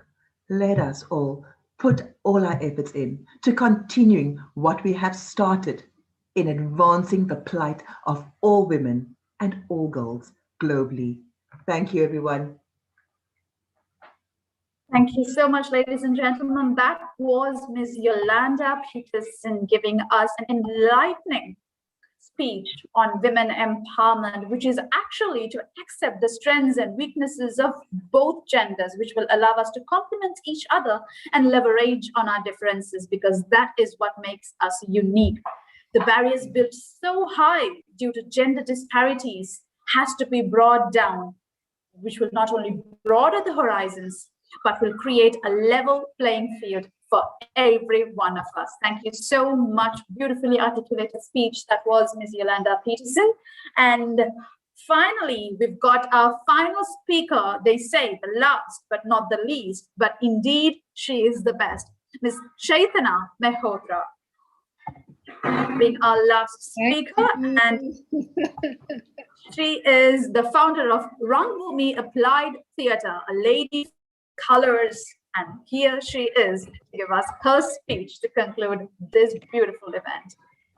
Thank you so much. This is the first time in my life I'm experiencing what it means to be the last, and it is amazing. It is amazing because you harvest so much of wisdom. I think if children were told this, they would have been so. All of us can be so happy as children then. I'm the last. Okay. So namaste, everybody. Good day, evening, morning, late evening, wherever we are. Salam, sasrikal. I'm Chetna and I am in Mumbai. I am an applied theatre practitioner. I run an organization called Rangbhoomi, which translates into English as Land of Colors. And I'm a theatre practitioner for over 10 years, and we work with children and as a part of the integrated curriculum in schools with urban slums in Mumbai, and with children in the rural villages of India. I work with is largely with corporates in the area of feminine leadership, unconscious biases, diversity and inclusion using applied theater methodologies. So applied theater is, in a short way, is a social-psychological cathartic experience, which is done through participatory theater, which started in Brazil, in UK, USA, the movements there and how it emerged and now has moved to countries around the world. So our endeavor is to amplify the voices of children, and because they're important stakeholders in the society, and we forget that they have choices and decisions too. And my theme today is great dream, great aim, and great success. So I'm going to just talk about how I feel that we had so many amazing women speakers and men speakers, and I wanted to acknowledge today with a gratitude month that I'm also following. I have a gratitude diary right here. And I'm going to invite all of you to write it in the chat. Maybe what are you grateful for today, maybe while I speak. So I'm going to be in gratitude to my grandmother right now, who's not with me anymore, but she paved a lot of way to where I am today. She was a single mother who raised three sons, and she did a lot of hand, heart, and head-based work. And gratitude to my mother too, who's staying with me, and she sews a lot. She's a lot of hand-based woman who stitches all through the day, cooks. So to all the men too, I'm a single mother, and my child is 16-year-old, and we stay together, all of us, my parents and I choose to live in with my partner, whom I'm not married to. And this is where my speech begins. It's about choices. It's about choices to have a dream, and choices to live with your dreams, and choices to embark on path of dreams. And we all have dreams, we all see dreams. So maybe, yeah, first is choices to choose, to choose definitely. And I chose 10 years ago when I walked out of my marriage, and I chose to be in the land of colors, where I started Rangbhumi, the Applied Theatre Organization, and I'm still flying, and I love the space. So the next one I would say is create and actionize. For me, I'm a very action person. So I have ideas, and the next morning I'm like creating.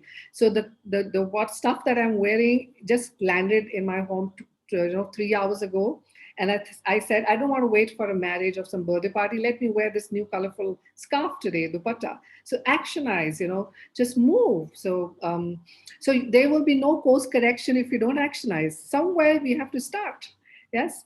The other one is judgments.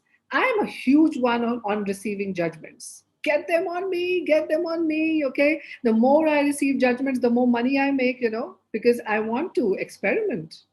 Yes, I want to experiment, and I want to be there. I want to be visible, I want to show up. Yes, so we don't have to hide ourselves anymore, none of us.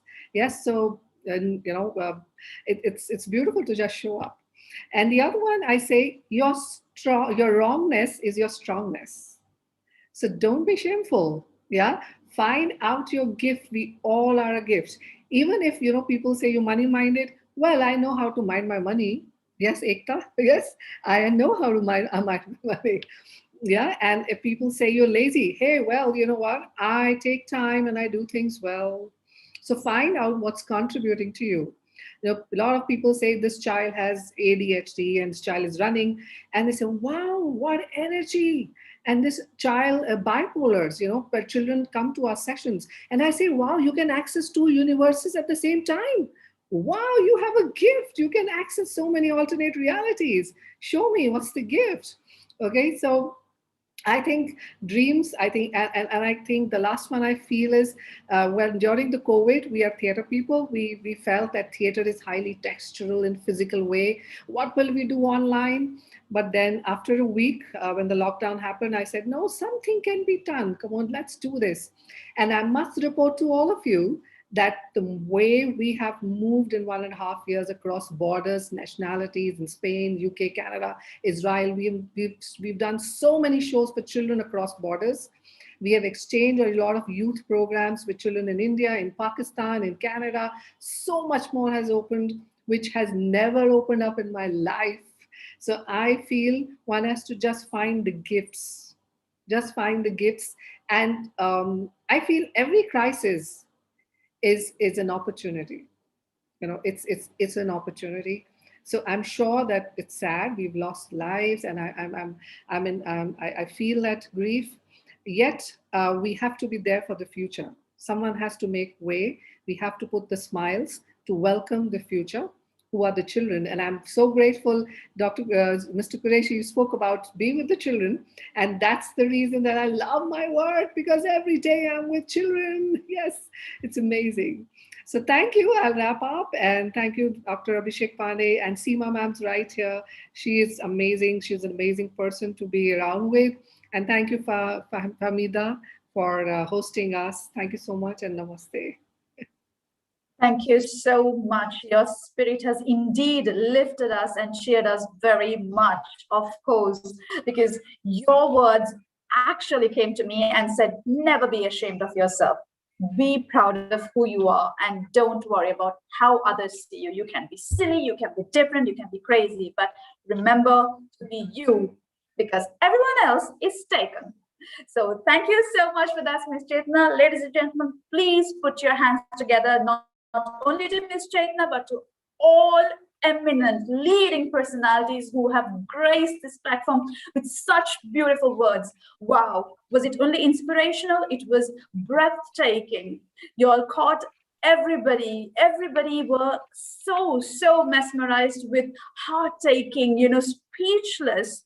Everybody had their own stories to carry about, to say everyone out there that we can do it. And now it's time to collaborate and take these words into actions and translate these actions into results. And to conclude this beautiful event, let me invite the program chair, Dr. Sophie Nubani to deliver her vote of thanks. Ladies and gentlemen, please put your hands together in inviting Dr. Sophie Nubani. Hello, and thank you so much. You are an amazing co-host. I mean, you make every woman proud. How could we not? What a beautiful synergy and engagement, and fully present with your senses, catching on everything.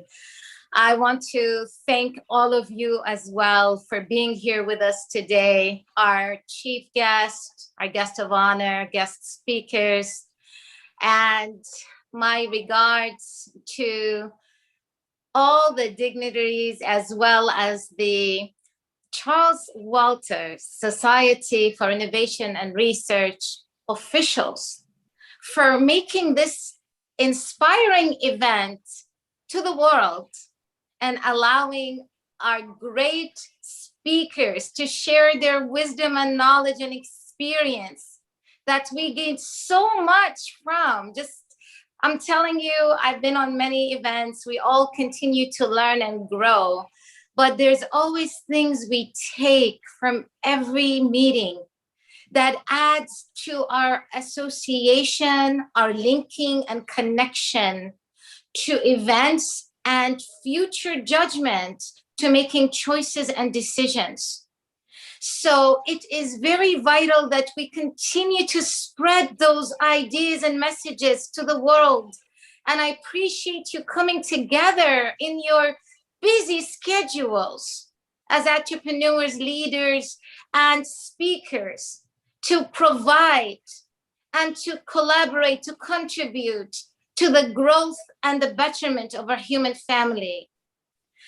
And without much further ado, because of our time, and we appreciate you being here, I wanted to honor a great inventor and one that we contribute a lot of thanks to our technology today, the creative visionary Steve Jobs, with a speech he once shared. And I'm going to share it as a reminder so that as we move forward, to know that every experience, just like you are here today, will help you connect dots in the future from information and knowledge that you gained. It will remind you to really look in the mirror every day and ask yourself important questions to your existence, to meaningful living and purposeful living. And he shared once in a very known speech at a graduating class. I will read so that I will not mess up the speech. You cannot connect the dots looking forward. You can only connect them looking backwards. So you have to trust that the dots will somehow connect in your future.